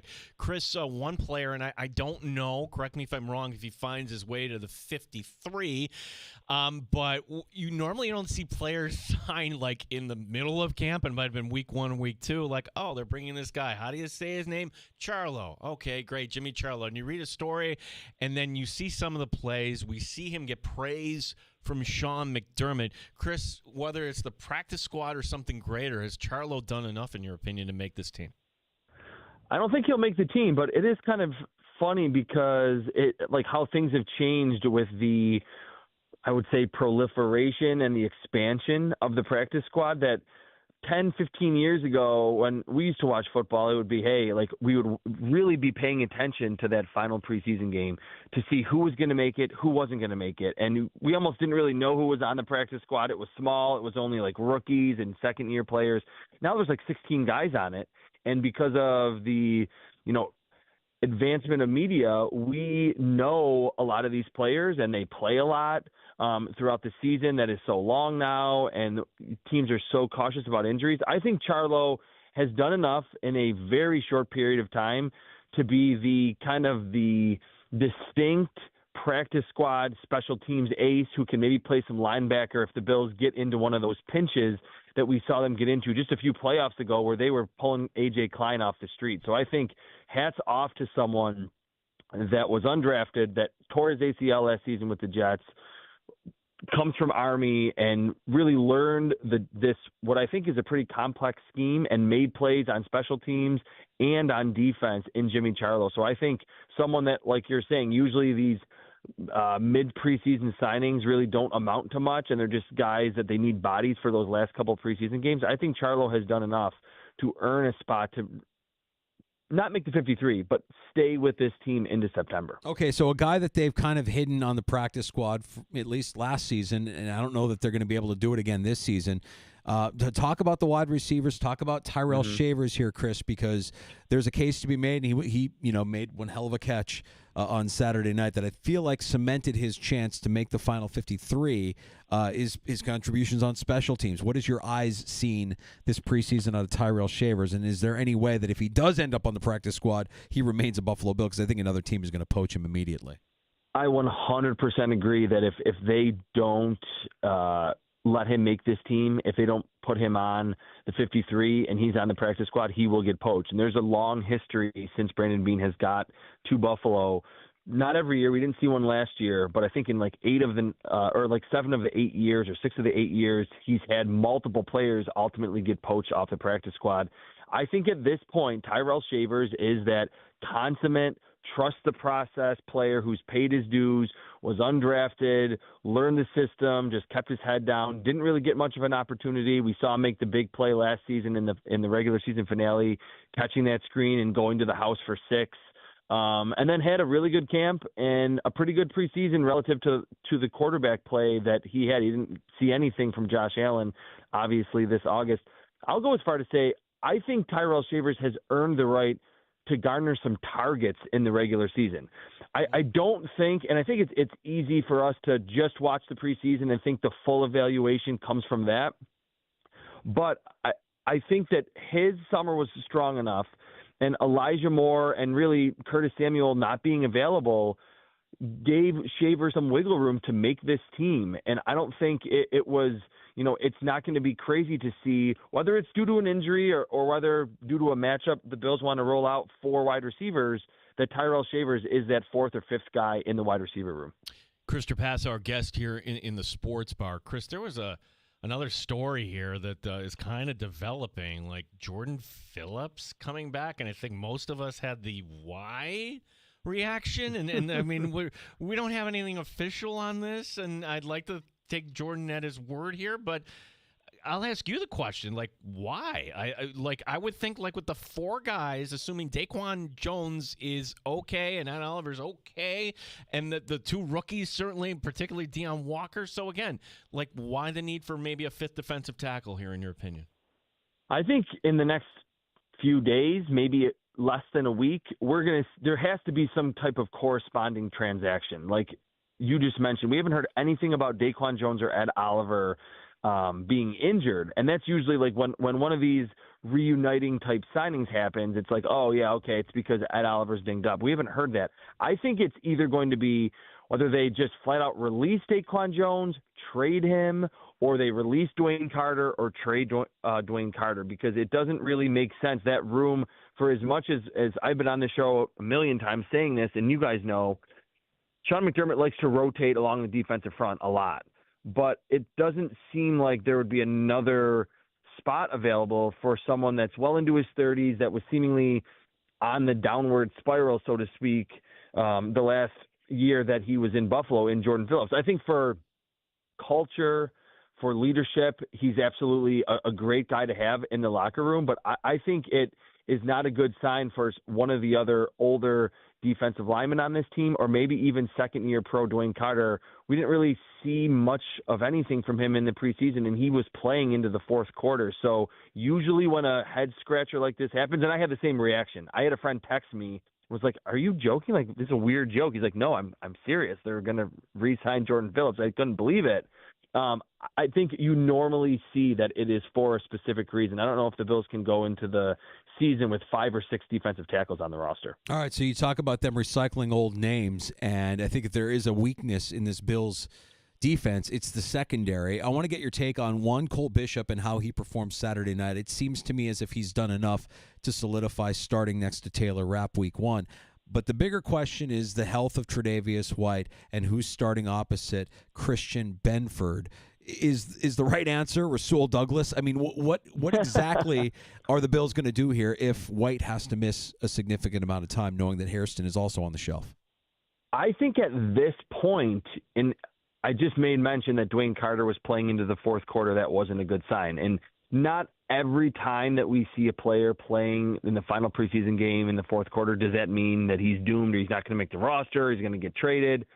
I think it's probably going to be Dane Jackson. He was playing into the fourth quarter, and I think the Bills were like, hey, you need to get out there to play because even though we know what we have in you and you know the system, we want you to get legitimate reps on the field. And like literally during the broadcast when he was kind of called out a little bit, he made a play. He had a pass breakup, made a really nice tackle near the line of scrimmage. So I think the odds-on favorite right now, given kind of the mystery surrounding Tre'Davious White's injury, would be kind of old friend, another recycled player, Dane Jackson starting opposite Christian Benford week one because he's just the healthiest player. Then we know that Sean McDermott and probably Bobby Babich place a high value on just the familiarity with this Bill scheme. We're talking to Chris Trapasso. On Bishop here, it's been kind of a wild ride since he got to Buffalo. I mean, was behind the 8 ball, and we've talked about this before with you and Chris Brown, I recall, at camp, where, like, hey, that injury was something last year, and it took him a while to get going, but there he was making a nice tackle in a divisional playoff win against the Ravens, and there he was making plays in the AFC Championship game, and yeah, and he pretty good spring. And then something happened along the way with the quad, and now we're kind of looking like it wasn't coming. So where would you assess Bishop is right now? Because as we all know, the safety position in the McDermott defense, it's not easy to pick up, Chris. You know, that's a really good point. It's not. I think he's obviously behind the 8 ball as to where most second-year former second-round picks would be because he just has not played nearly as much as someone who would have stayed healthy.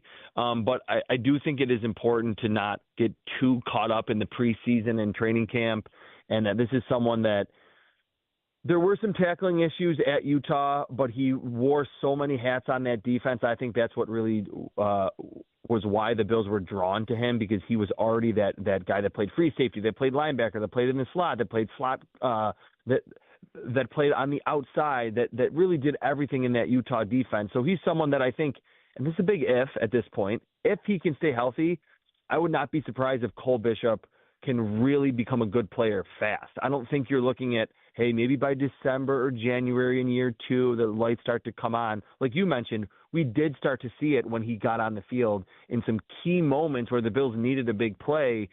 I'm not going to say he made the play every time, but he wasn't a total liability. So I think now that he's healthy, we saw him make some plays in the preseason finale. I agree with Danger that he's probably earned the right to be the starter, although it's not a super high bar at this point at the safety spot. Yeah, I think we're going to see it relatively quickly with him that he's going to become a good player on this defense. We're talking with Chris Trapasso. Mentioned earlier, Tyrell Shaver is probably not somebody you're going to be able to hide in the practice squad going into the 2025 season. Another guy who spent last season on the practice squad and had a nice preseason as he normally would, and you would expect Frank Gore Jr. to do what he did this preseason, knowing that the Bills' top 3 running backs are pretty much solidified. What do you make of Frank Gore Jr.? Is he somebody who, if the Bills try to stash on the practice squad, could get poached by another team? I was watching the Panthers and Steelers back on Thursday night, and I saw Blackshear. I'm like, oh, Blackshear. I remember when that guy was in Buffalo. Is Frank Gore Jr. the next Blackshear? I think he could be. Back-to-back preseasons where he got a bigger workload last preseason, but this year was also pretty big. He showed that he, despite not having his dad's size, he has a similar ability to his dad in contact balance and having just would-be tacklers bounce off of him. His vision is outstanding, whether he's catching a ball out of the backfield or he's kind of hiding amongst the trees between the tackles. He's not super explosive, but I think on the field, he can certainly make guys miss. And, I mean, obviously the fumble is kind of the one red mark from this preseason on Frank Gore's resume. But he has proven, after going undrafted out of Southern Miss, after a super illustrious career there at Southern Miss, that he is an NFL caliber running back, and he kind of feels like that next Raheem Blackshear. So he's someone that, like you're mentioning, I don't know, especially if you throw Reggie Gilliam into the running back room, how he could ultimately make this Bills roster at this point, because all the Bills running backs are actually healthy, unlike a lot of other positions. But it wouldn't shock me if there are other teams that want that running back by committee approach, which is the approach of every team in today's NFL, if he's ultimately one of those waiver claims if he does not make the 53-man roster. So, Chris, from Saturday night, I had 3 wishes of the Buccaneers game. Number 1, no injuries, and by all accounts, I don't think there was anything. Number 2, knowing the weather in Tampa, just no lightning delays. Let's get through this. And Yeah, that occurred. And number 3, we were so close. No questions about Tyler Bass, and there he was right at the end missing the 26-yard field goal. Do you give him a pass because that's a different holder, or I don't know, that some of those kicks just didn't look quite right? I don't know. Your thoughts on Bass, and are we riding this roller coaster again at kicker with the Bills this year? I give him a little bit of a pass. I mean, it was an extremely short kick, and especially in today's NFL when we're seeing kickers make 70-yarders in the preseason and make 60-plus yarders look like layups, you don't want to see that. But the fact that he was on the shelf for so long with the pelvis injury, first game back, I like, and I'm sure Sean McDermott, even despite the miss, liked that Bass got like a bunch of opportunities to kick extra points and kick field goals in that game. If he had missed a couple, if they were barely going over the goalpost, if they were, duck hooks, then I think there would be a real cause for concern. But just missing that final kick after what otherwise was a perfect evening, I think Bass is trending in the right direction. He's going to miss some kicks, but I think in general the Bills should feel pretty good about their kicking spot with Tyler Bass, given that, yes, he's going to miss some kicks, but he also has one of the bigger legs in the NFL. And Chris, I want to put your draft expert hat back on and talk about the rookies for the Buffalo Bills and how they performed this preseason. Man, watching Deion Walker, he looks different, right? Like, that guy looks like an NFL player. And I know, again, it's against backups, but, man, that size, that explosion up the middle of the Bills' defense, that looks like something we've been waiting to see for a while. You said it. I mean, he does look different, and he is. I mean, there's not a lot of 6'7", 340+ players in the NFL that move the way that he does. And from my own scouting 2 years ago, talking with a few scouts that I've gotten to know from being at the Combine the last decade, there was buzz about him being a first-rounder next year. And that's in today's NFL where, yes, nose tackles still exist, but there's usually kind of a lower value on them because they're not good pass rushers. And we've seen that Walker at that size has very nimble feet, an explosive first step. Yes, there are times where he kind of can get driven back because he's a little bit taller. He just doesn't have that low center of gravity.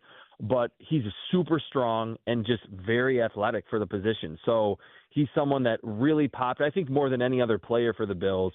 And even though we didn't see a ton of splash plays against the Buccaneers, I thought TJ Sanders playing a lot in the first 2 preseason games, getting off blocks to make plays in the run game, and then just getting upfield in those first 2 preseason games was very, very impressive. So, yes, the Bills probably don't want to necessarily have to lean on 2 rookies up front, but everything that they did this summer in training camp and then certainly in the preseason is very encouraging for a team that spent, those first 6 picks on the defensive side of the ball. Yeah, and one thing that is kind of incomplete here, Chris, where did we leave off here with Hancock? Because he was getting some positive reviews here to the point where, my gosh, maybe the guy is really going to challenge for some playing time here. Ultimately, what do you see his role being on this Bills team here in 2025? I think he's going to be an important player. I know that the kind of the backup chess piece or Swiss Army knife in the secondary is Cam Lewis because he can play safety. They cross-trained him at slot. And for as good as Taron Johnson is, I mean, he's all-pro caliber when he's healthy. He is getting up there in age, and he has dealt with injuries the last couple of years. And he just plays so hard that I think he puts his body through a lot when he's on the field. I think having 2 of those type players, and I think they have one in Jordan Hancock, will be very important, especially if you're considering the start of this regular season, the secondary is super banged up. I mean, at Ohio State, he was kind of in that Cole Bishop role where Ohio State had obviously all these 4- and 5-star players around him.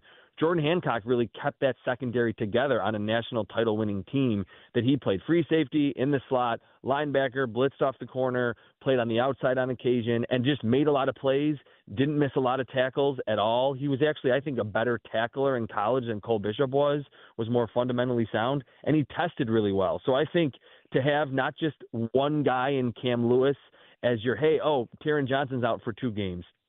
We need someone at slot, or the safety position, Cole Bishop's hurt again, or we're not getting good play there. I think Jordan Hancock, even as a rookie, because of his long career at Ohio State, can be a very important role player for Bobby Babich in 2025. Chris, plant your flag on a surprise roster move, whether it be they don't make the team when it's announced tomorrow, or there's a trade between now and tomorrow at 4 o'clock that the Bills might make here.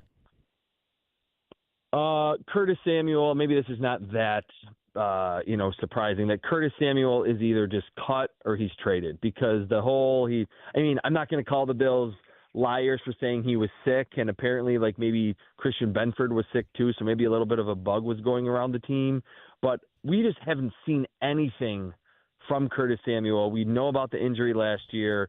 Sean McDermott has, I think it's kind of been in a pointed way, repeatedly mentioned he wants these players to be available. That's in an actual ability is your availability. Yeah. And we haven't seen that from Curtis Samuel. So because of Tyrell Shavers coming on, we saw a little bit of a glimpse from Elijah Moore. And I think the Bills understand that, look, when he's got Josh Allen throwing him the ball, he can be that, 30, 40, 50 catch player in the slot. And then you have your top 3. I think either Curtis Samuel gets traded or someone on the defensive line, whether it's Daquan Jones, Dwayne Carter, or maybe even A.J. Epinesa, ultimately gets moved probably here in the next couple days. Wow. Chris, real quick here, last one for me. Did the Bills miss the boat on Sean Dolak? Sean McVay pretty much said, read between the lines, the guys on the roster here, those are long odds here. So how did you evaluate the linebacker out of UB who now is going to be an L.A. Ram here? I posted a TikTok about him the other day, and in it, I said what grade I had on Dolak. I don't remember. It was either a 4th or a 5th round grade and I feel like I was on this show talking about it pre-draft, that watching his film, I was like, man, in terms of doing everything by the book, never missing a tackle, seemingly making a lot of plays in coverage, instincts, range, it was all there. I just thought, hey, he's probably not going to test that well. He doesn't look super fast on film.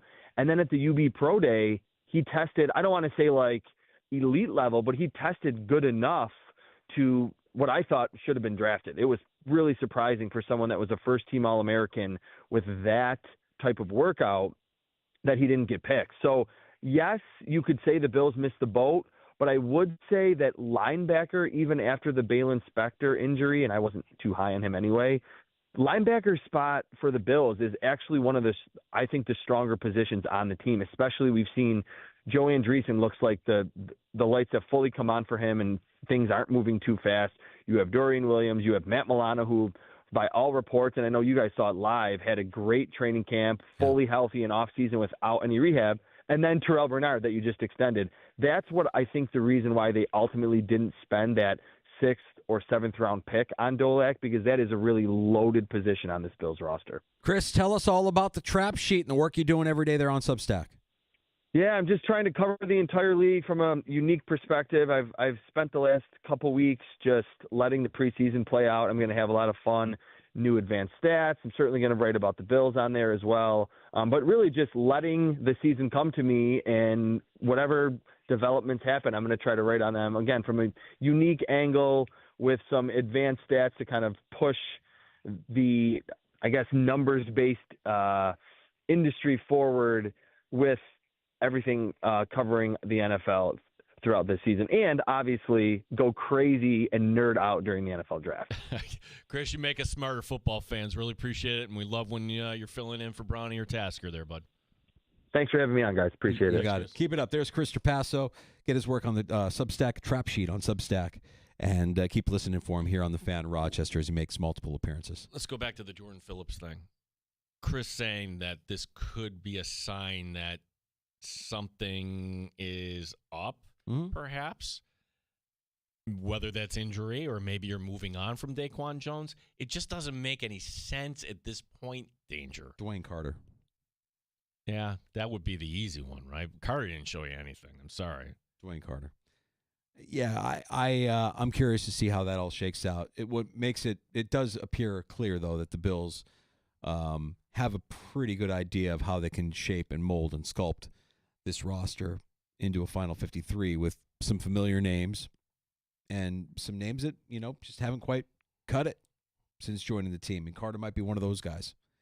But we'll see. We'll see. We still have until 4 o'clock tomorrow, so we're less than 24 hours away now from the final cut down. All NFL teams need to get down to 53 men. We also have that, and then this week we also have the Nike City Connect version of the NFL. Is that this week? That's this week. We get to see the Bills uniforms for the Nike-ification of the Buffalo Bills. Yeah, that's going to be – we're all going to hate it, right? Whatever they put out. Oh, yeah. We're really like, can't wait to hate that. You know what I love, though? I still love the Billustration logo, the Billustration New Era cap with the potato Bills logo. I think that I would love to see that on a Nike uniform. Make that the Nike-ification game. Hey, let's make the Bills potato logo that Josh Allen drew that a lot of people are going to be wearing this season, the new Bills logo for a game. Why not? Really appreciate Chris joining us, sharing his thoughts on the preseason for the Buffalo Bills. Jeff Erickson was fantastic earlier today as well, talking some fantasy football. Subscribe to the Sports Bar Podcast, where you get all of our guest appearances in one place. You can find us on Apple Podcasts and Spotify. Free to download Odyssey app. Just search out the Sports Bar. And stand by. Happy Hour is next. Yeah, let's talk about the 53. Let's get your thoughts here. 866-4FAN, 866-4326. You're listening to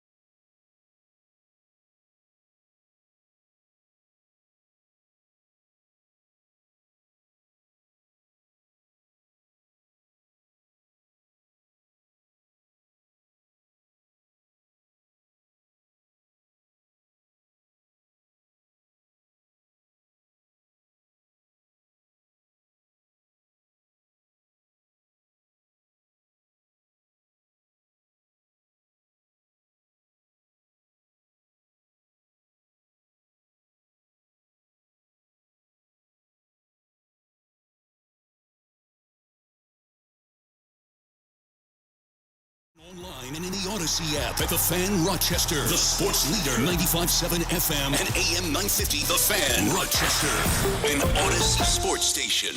The Fan Rochester Sports Update. Lots of names are going to hit the waiver wire across the NFL as far as what's happening on Bills Drive today. Nothing. Still waiting here. One player who won't be on the field week 1 is Michael Hoy. You know, it's obviously going to suck not being around them, but use the time wisely and, stay on a normal routine. And so come back after the 6 games and come back in the best shape possible, as healthy as I can, and ready to go for down the stretch.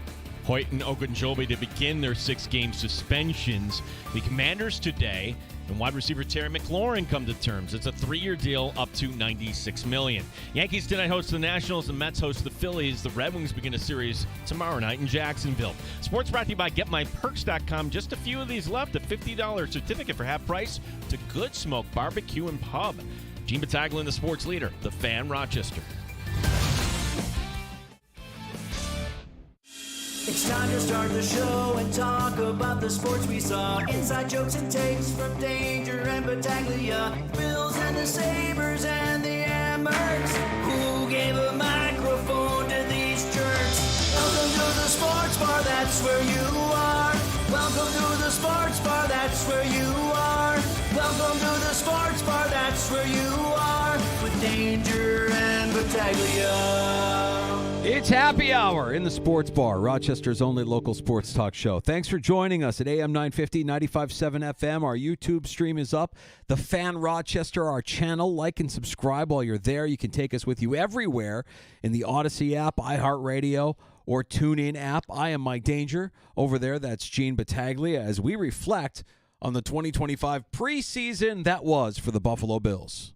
Hey, man, it's over. Can we just say that? I hate preseason football. Like, can we get going here? Some people may be into it, and I just like when you're seeing it in person at Fisher and you're seeing these storylines, and then this isn't it. The NFL recognizes this, too. Eventually, this will go down to 2 preseason games. You need something, I suppose, but now you begin that long way to not a full 2 weeks. I mean, heck, we're going to be, before you know it, on the 4th out, and we'll tell you where we're going to be out. A week from Thursday, yeah. Yeah, I like doing that. But we've got college football for real this week, Danger. Mm-hmm. Yeah, and we're going to have all this news coming through for the Buffalo Bills.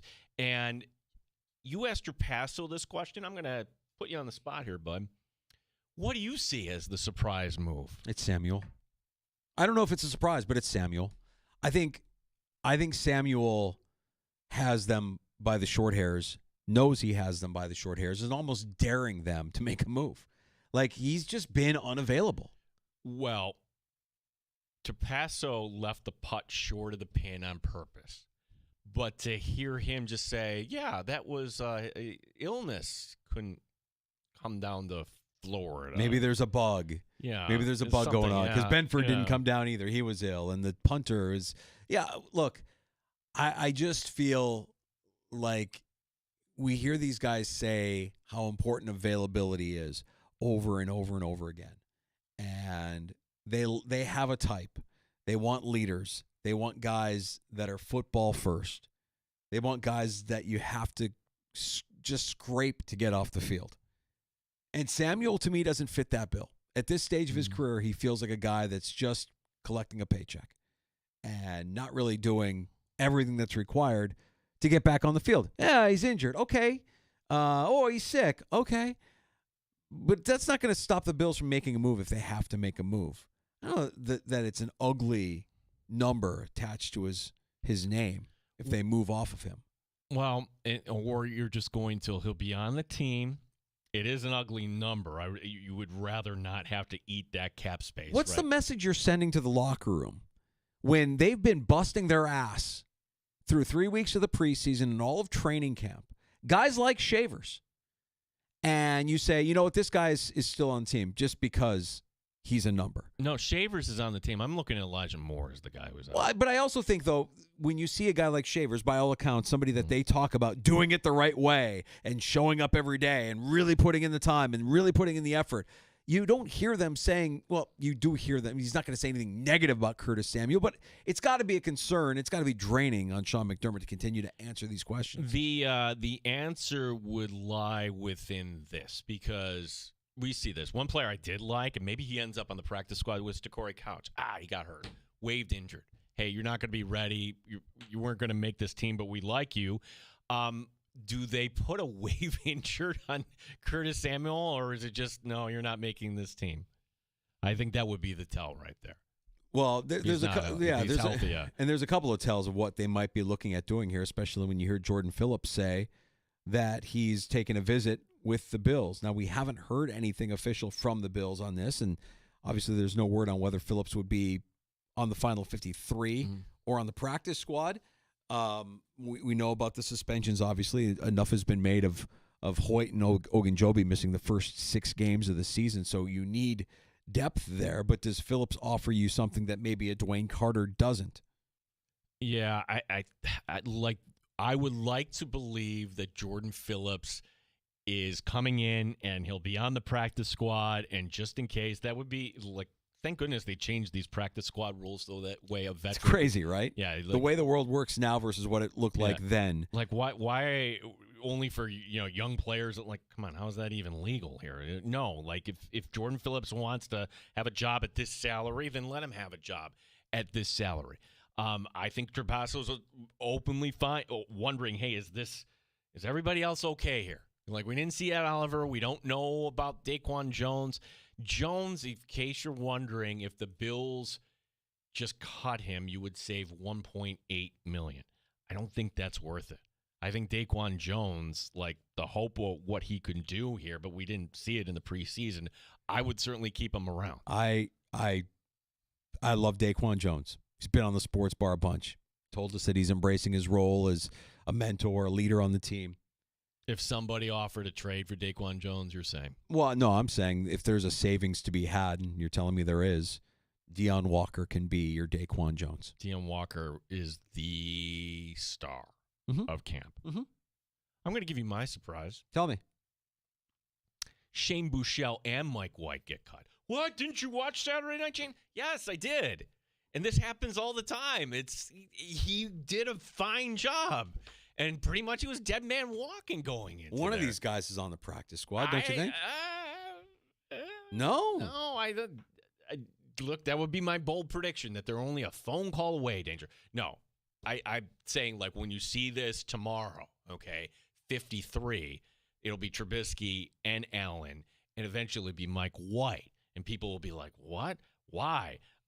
Because I think if you needed Shane Buechele, you could just pick up the phone and call Shane Buechele. What if these guys have shown enough through their careers and through their play in the preseason that another team could say, yeah, we want Mike White. Yeah, we want Shane Buechele. Follow me on this. Follow me on this. Okay, yeah. Follow me on this. All right, go ahead. This could work out. This could work out where a guy who is also going to be released by his team ends up a phone call away, and you make that phone call because you want to make him an offer he can't refuse.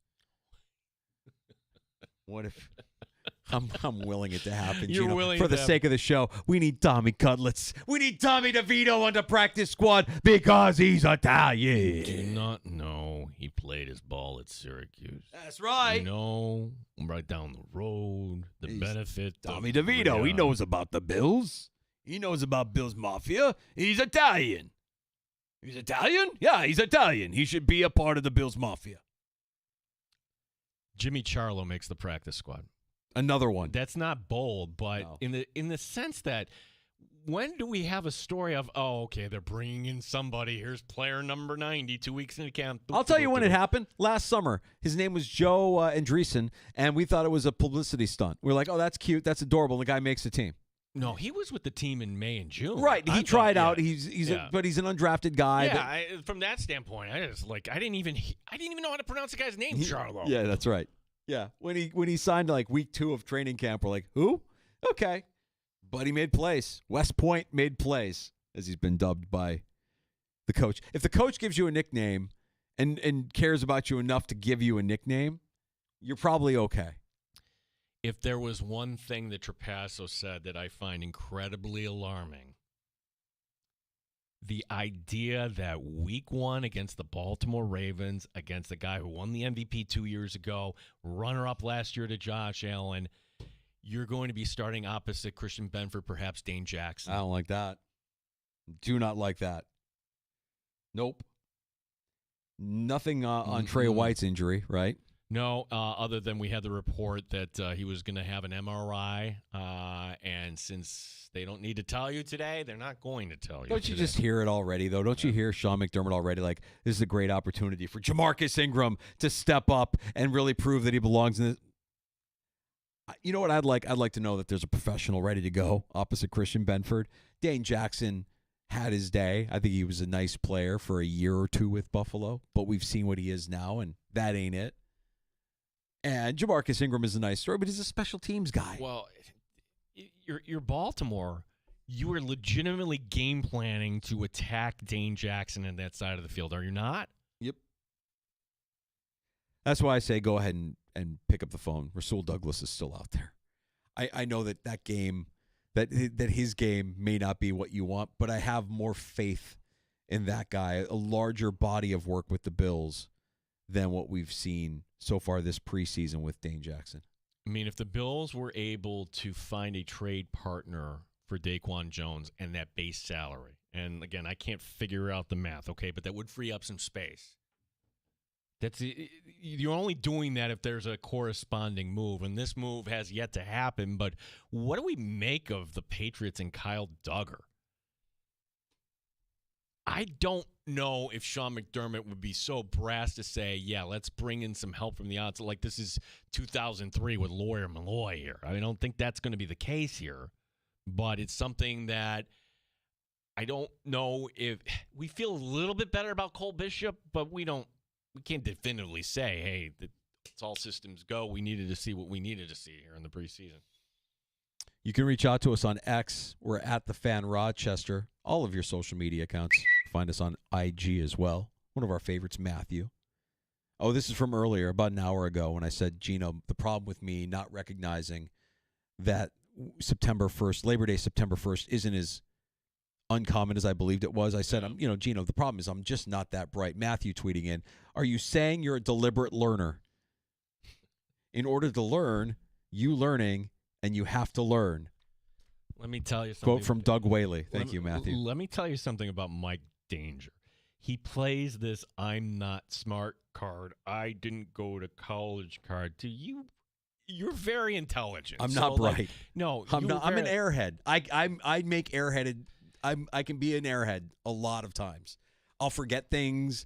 I'm bad with directions. I can be an airhead. It's a family trait. It's been passed down. The only airhead thing is like, hey, our flight leaves in a half hour here. You're running for the airport or something. Like that's. I'm not that bright. I'm sorry, Gino. No, I'm just going to own it. Not buying it. You can say that all you want, but Matthew recognizes it. I am the Kyle Trask of Rochester radio. I'm a deliberate learner. Yeah, I'm a deliberate learner. Thanks for that, Matthew. Appreciate that. Oh, yeah. Oh, thanks, Chris in South Central Kentucky. Yeah, another name that could end up with the Buffalo Bills. He's been here before already. Another Paisan. Hey, give me some Bendanucci.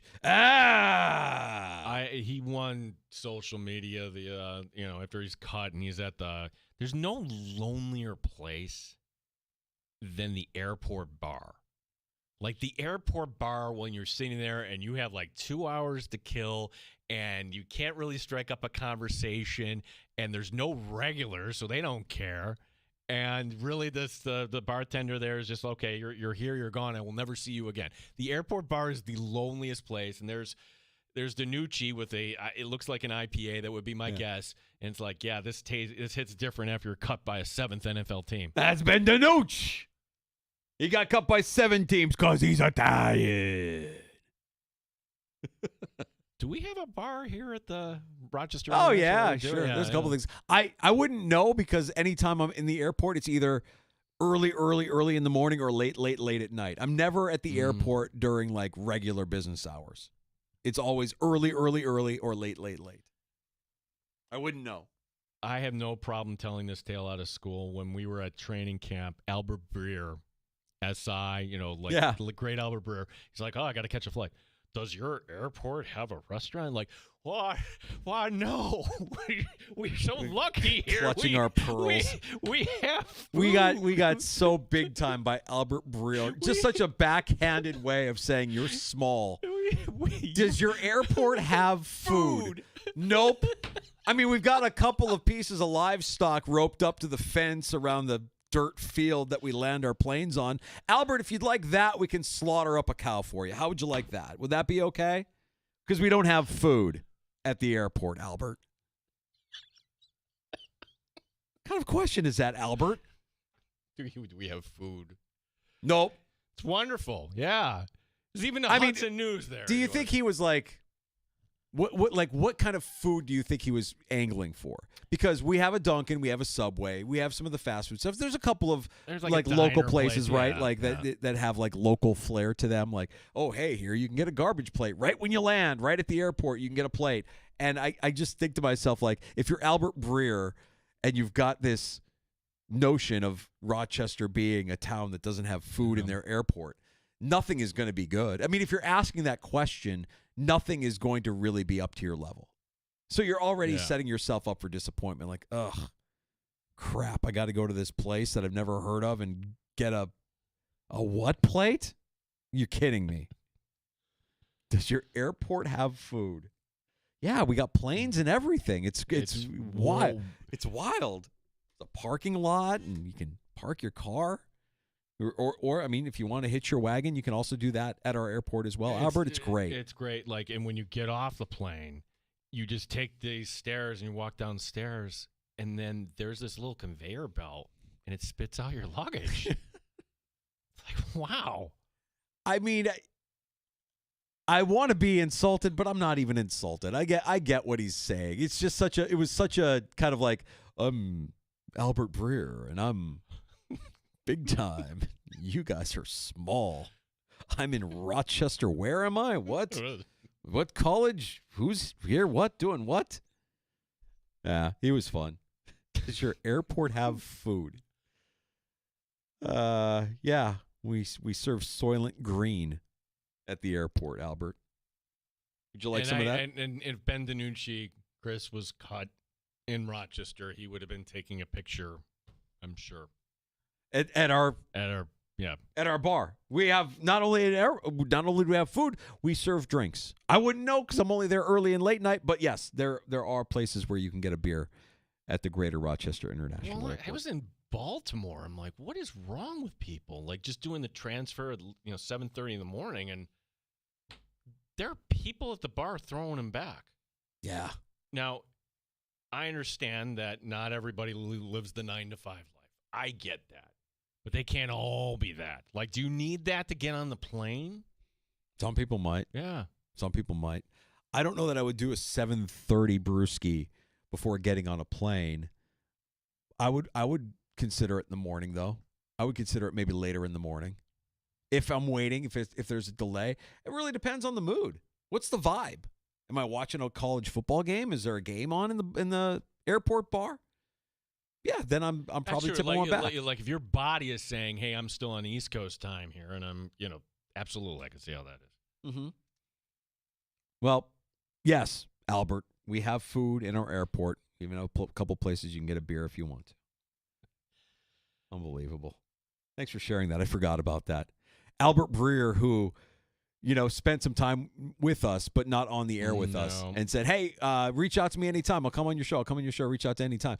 And I said to Gino, I'm like, you can reach out to that guy. Maybe we'll get him on, but I'm not going to hold my breath. Nope, not coming on. I'm not going to hold my breath that Albert Breer is ever going to make an appearance. So not coming on, and, I have no problem, sharing that story. Yeah, it's fine. It's all good.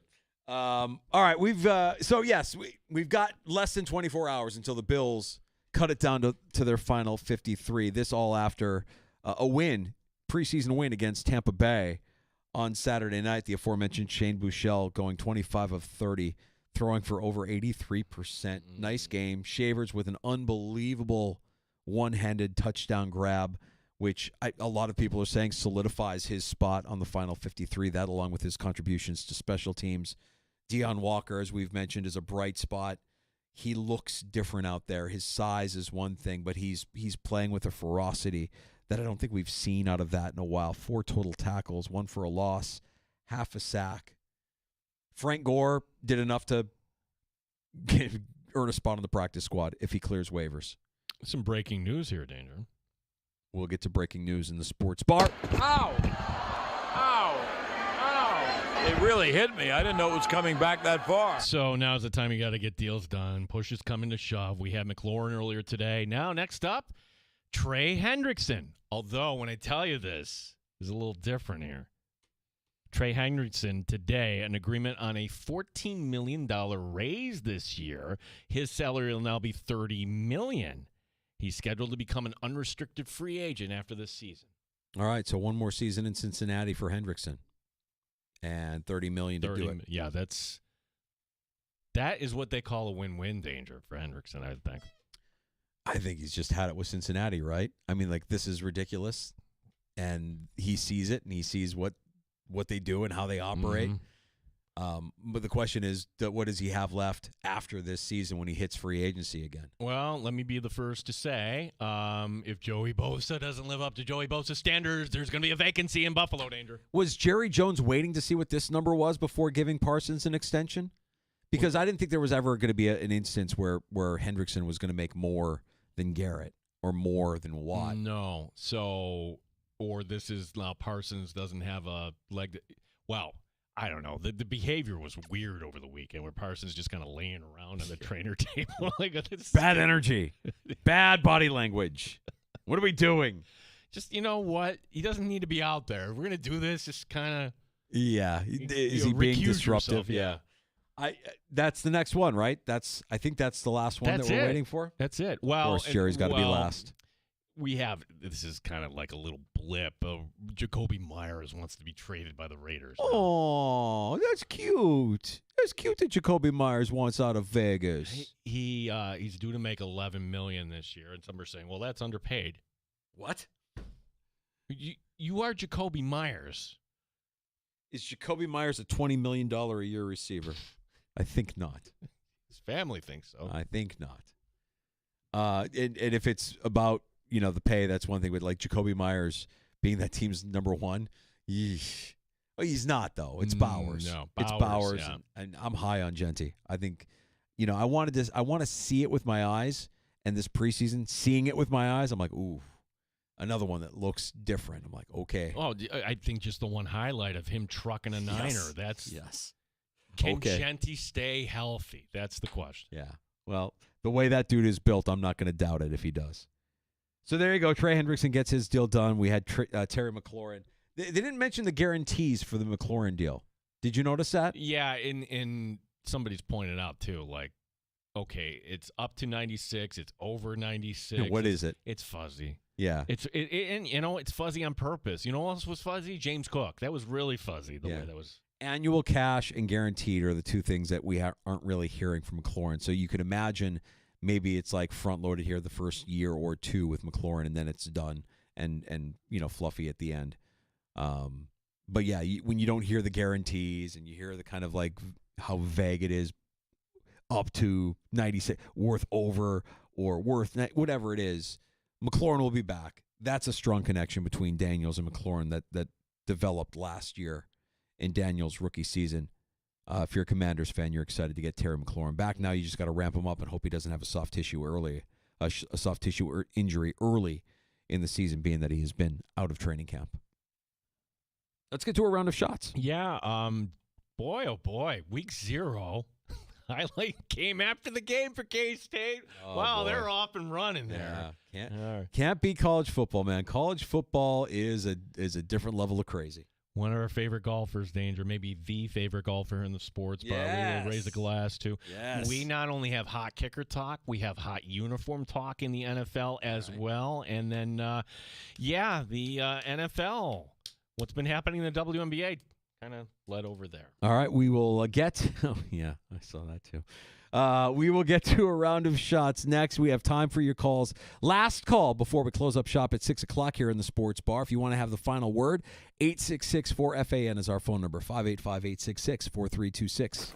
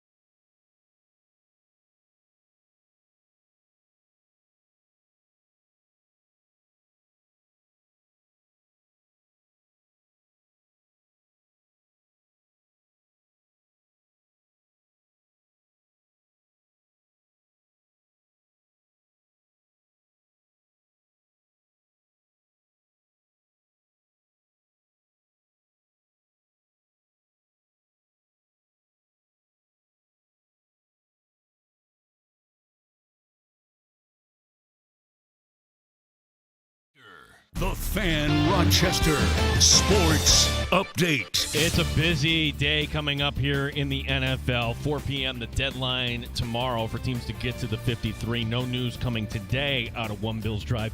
Head coach Sean McDermott isn't looking forward to this. It rips at my heart. It does, because you see how hard they work and what they put into it, and they've done everything that we've asked. They're so grateful. They're so appreciative, full of class, and it's hard from a football standpoint, but even harder from these guys are good guys and they're winners. The Bengals giving Trey Hendrickson a $14 million raise. He'll now earn $30 million this season. Hendrickson to become a free agent following the year.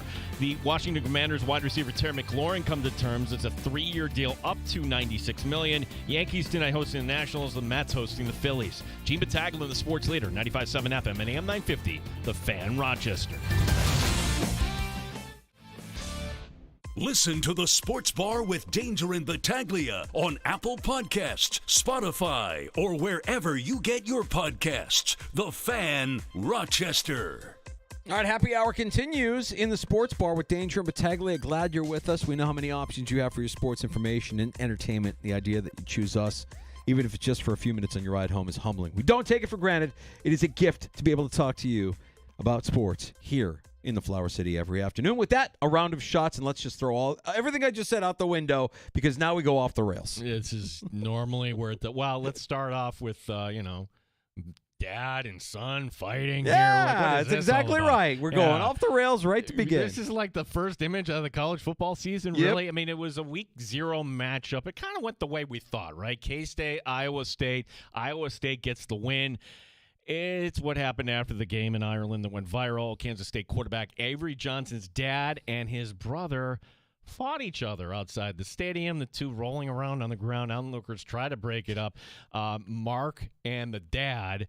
Mark is the dad, going with Anthony the son. So Mark and Anthony, fighting. The two putting out a joint statement today, apologizing for their actions. I didn't read the joint statement. Did they blame the ABV of the booze, the beer in Ireland? No, it was your typical, we'll learn from this. Okay, how old is the dad here? Let's say ballpark 50. What do you need to learn from? Yeah. You're embarrassing your son. Right. Grown man. Literally fighting your son. Literally fighting. You're like fighting your son. And did we ever find out why? What the genesis of this fight was? No, I mean, the I know video- they're pissed off that that K-State lost, and there was a lot riding on K-State, in the Big 12 this year. There's a woman yelling Mark to the father. This is bleeping embarrassing. Yes. You're embarrassing. Well, yeah. Yeah, it's like people are like, oh my gosh, that's the... Yes, it is embarrassing. Embarrassing! What are we doing?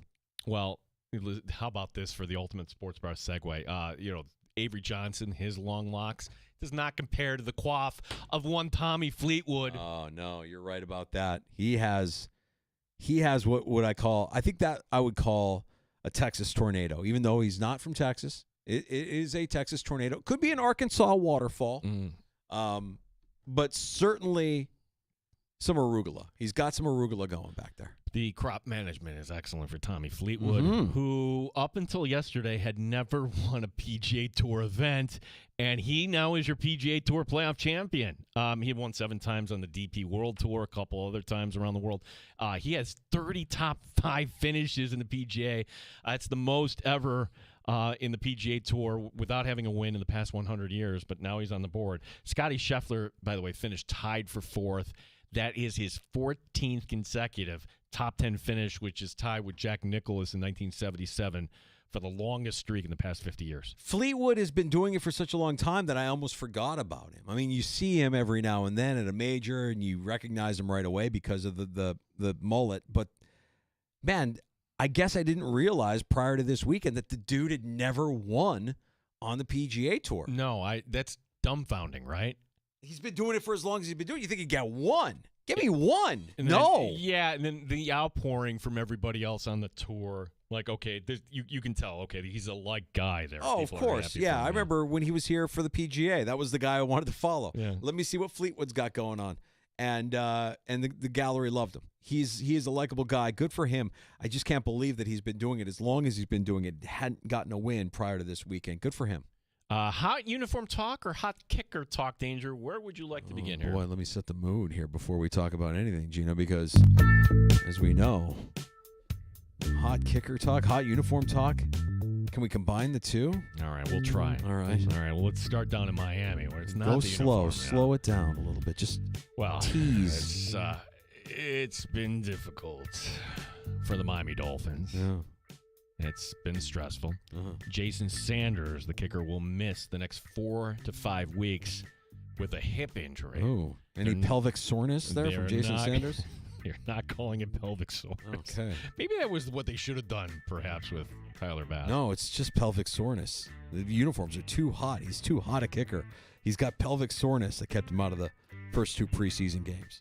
And as we await who the New York Giants will keep at quarterback and the rest of their 53, the Giants today, and only today, announcing they're going to bring back the Parcell-era road uniforms, the all-white with a navy helmet that said Giants and the block letters. Those throwbacks will be worn twice this season. Okay, good.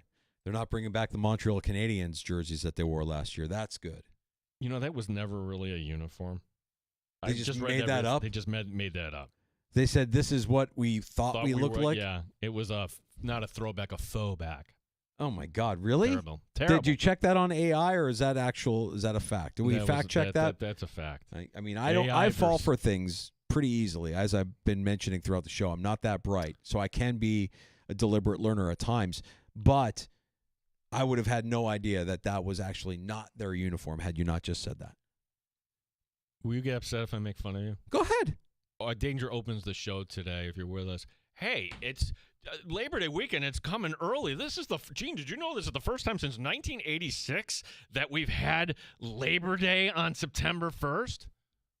No, that's not right, Danger. Yes, it is. Yes, it is. I have a text. I got it from a buddy of mine. He sent it via text. I'm like, wow, that's interesting. I was 11 the last time we had a Labor Day on September 1st. I wouldn't remember, but wow, it's been a long time. Yeah. Not true. Not true. Not true, as it turns out. No. Okay. No. This always throws me off my axis here. We get the 2026 Major League Baseball schedule on us tomorrow. Oh, great. What are we gonna learn? Like, compare that to the NFL, where it's a week worth of programming for everybody, and we gobble it up, and it's like, wait, we don't want this. What? Yeah. No, what can they actually give us that would make us excited about this? Like, what part of the schedule drop could Major League Baseball highlight? Well, they already gave us the nugget here. We're getting the Field of Dreams game back next season. This is the one out in the cornfield in Iowa. And the participants this next year, the Phillies and the Twins. Opening day across the majors will be Thursday, March 26th, which is only 7 months from tomorrow. So that's why they need to put this out there. Glad they put that out there, Gene, because, America has been rolled by like an army of steamrollers. It's been erased like a blackboard, rebuilt and erased again. But baseball has marked the time. It's from that movie. Huh? Field of Dreams. What are you talking about? Your speech there to Roy. Yeah. That's from Field of Dreams? That's from Field of Dreams. I've never watched it. I don't know. Liar. You've watched it plenty of times. I mean, just bits and pieces, not start to finish. Yeah. Because Gary Busey is offensive to me. I'm offended by Gary Busey. Gary Busey's in that? No, who's the brother? The brother is the redhead. He was in Not Twin Gary Peaks. Busey. No, not Gary. Timothy Busfield. That's it. I'm sorry. He's offensive to me. That's why. I don't know. I just feel like he's an actor that whatever movie he's in, he's just so despicable. He's a typical 80s villain. He's just so despicable. I'm just offended by him. So when he's in that movie and I saw him in that movie, I'm like, I'm out. And I'm a Star Wars nerd too, so James Earl Jones doing something other than Darth Vader is tough for me. It's a tough thing to hear that voice and not think I am your father. Come on, you don't get all choked up when he's walking into the cornfield at the end. That's it. That's the last time. I don't know if I made it that far. I don't know if I made You it. never thought, like, there's my dad. Dad, you want to have a cat? Oh, yeah. Great movie if you have daddy issues. Great movie to watch. You'll tear up. The one constant, Gene, through all the years has been baseball.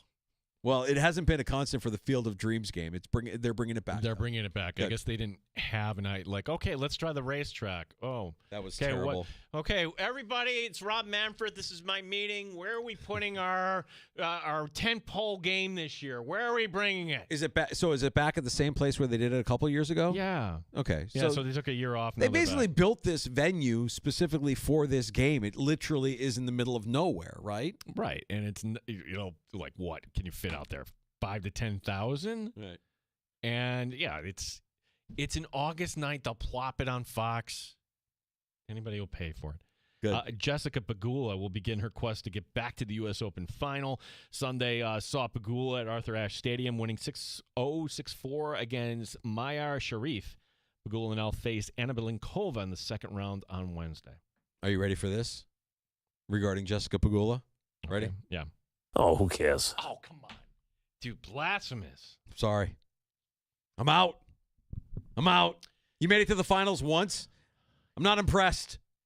I'm out. I'm not falling for it again. I get the sense that's as good as it will get because watching Swiatek and Yep. Sabalenka, Yep. just have her running around. I mean, It's good. Fine. Good luck. I'm not saying even if she makes it to the final, I'm not in. I'm against it. It's not happening. I can't devote the space to Jessica Pegula in my fandom. 7 o'clock tonight, though. Can I interest you in Venus Williams against Karolina Muchova? Muchova, the 11th seed. Venus Oh, Williams. who cares? No, come on, dude. No U.S. Open tennis for Mike Danger. No, I'm good. Jim Boeheim has a new gig. What? The former Syracuse coach will teach a class, SU, sports. Media relations. No. Oh. Sports, this is just kind of ode to me, right? Sports Management 400. From the bench to the boardroom. Lessons in leadership. Okay. Boeheim telling Mike Waters from Syracuse.com that he's going to draw on different leadership styles from Coach K to Bill Belichick. The class size will only be 20 or so. And everybody in that room will have extreme wealth because he only wants to associate with extreme wealth. So, and part of this, too, is, because you imagine, is he really going to prep out a lesson plan? No. As the article says, he plans on zooming in Coach K, zooming in the head of the Big East, Val Ackerman, zooming in. Oh, so he's just calling favors in. Yeah, good gig if you can get it. You're Coach Boeheim and your royalty in Syracuse. And look, we had him on with us earlier this year, and he was a delight. It was an absolute honor and privilege to have him on with us, and he was fun. It was a fun conversation. Loved having him on with us. But again, when I see this and I hear this, I'm like, okay, good. Hey, good. 10 or 20 kids, you're not going to make it available to more kids. And and then also the thing that rubbed me the wrong way was when he showed up at Bill's camp last year. When it was closed to the public, like he wouldn't want to be seen. It could have been just a coincidence. Could have been a coincidence, or hey, you want me to I want to hang out with my buddy Terry. The day that I'm going to do it is the day where I don't have to interact with as many people. I still get the sense that he doesn't want to interact. He wants to avoid as many interactions as possible. He's a complicated guy, and I guess that comes with staying here the 40 years or whatever. If he had left for the NBA, Class of 20. So is there, you're not enrolling for that class. You're getting selected for that class, I imagine. think that would be, that would be it. So okay. Finally, blame me for these stories. A certain green thing, once again, thrown on the sporting event, but this time it wasn't on the WNBA court. And I didn't think it was green either. Was it green? Was it lime green? Oh, yeah. Oh, it was? Oh, yeah. In Nashville, a green adult toy reaching the 5-yard line during the Titans-Vikings preseason game. This in front of a stadium that was about half empty. And again, all in the hopes of trying to drive whatever this, non-tangible fung, whatever. Oh, crypto. Yeah, crypto. Uh-huh. Yeah. Okay. What's it going to take for this to stop? Should we lean into it? Fully lean into it? Just somebody reach out to this crypto company that's doing this, and buy a sponsorship. Let's make it. Lime green dong night, and we'll just like everybody's sitting down. Okay. No, you put the target on the field like you do with the the toss, the teddy bear toss or whatever it is, and come on. Is that what we have to do? Is that what we're waiting to do here? Are we going to lean into it that much? Like the post game, there's Spike's Mitzi out there, like it's the halftime dong toss here at Nissan Stadium. All right, we want you to reach into your pocket, pull out that dong that we all got when you walked in. You paid a donation, a hefty donation. Go ahead and toss it in the middle of the field, and whoever gets the bullseye. That way at least you avoid hurting anybody, any players. That's the big concern. That's a concern. It's going to hurt somebody. All right, well, let's control it. Let's get them invested. I don't know what's next. This is ridiculous. This outfit, they were paying, and I say kids, they're like these dopey 20, 21-year-olds, and you saw the one guy in Arizona, like, okay, what? Who's the act that goes to like halftime and juggles and does the unicycle? I know. Red Panda? Red Panda, yes. Red Panda's new gig. Juggling dongs. Can you partner with Red Panda? I'm just worried about the player safety. Let's keep it safe for the players. Let's control this. You could still have it your way. We could still see flying dongs, but you want this controlled, under a controlled environment so the players don't get hurt. This is ridiculous. I think Red Panda's still recovering, right? She broke her wrist or something. I think that you're going to have to wait on that dream for a little bit. Is she retired? She's not hanging up her unicycle anytime soon? Well, I hope she's recovering comfortably. And a smart team would know what to do. A smart team would lean into this and say, instead of this happening, at a rogue level the way it's been happening, we can just craft something, a promotion. Give them what they want. Give them more of what they want. Insane.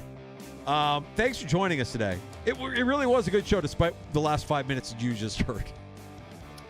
Again, blame me. No, nobody's blaming anybody. No finger pointing here. No I in team. Chris Trapasso, the Trap Sheet on Substack was fantastic last hour. Also enjoyed our fantasy football conversation with Jeff Erickson from rotowire.com. If you missed those conversations, find us wherever you get your podcasts. Search out The Sports Bar, Apple Podcasts, Spotify, the free-to-download Odyssey app, or our YouTube channel. You can go back and watch any part of the show you may have missed. YouTube, The Fan Rochester, our channel on YouTube. Like and subscribe while you're there. Tomorrow, Matt Perino, Michael F. Florio, JR Sport Brief next on The Fan Rochester. Have a great night. You're listening to The Sports Bar.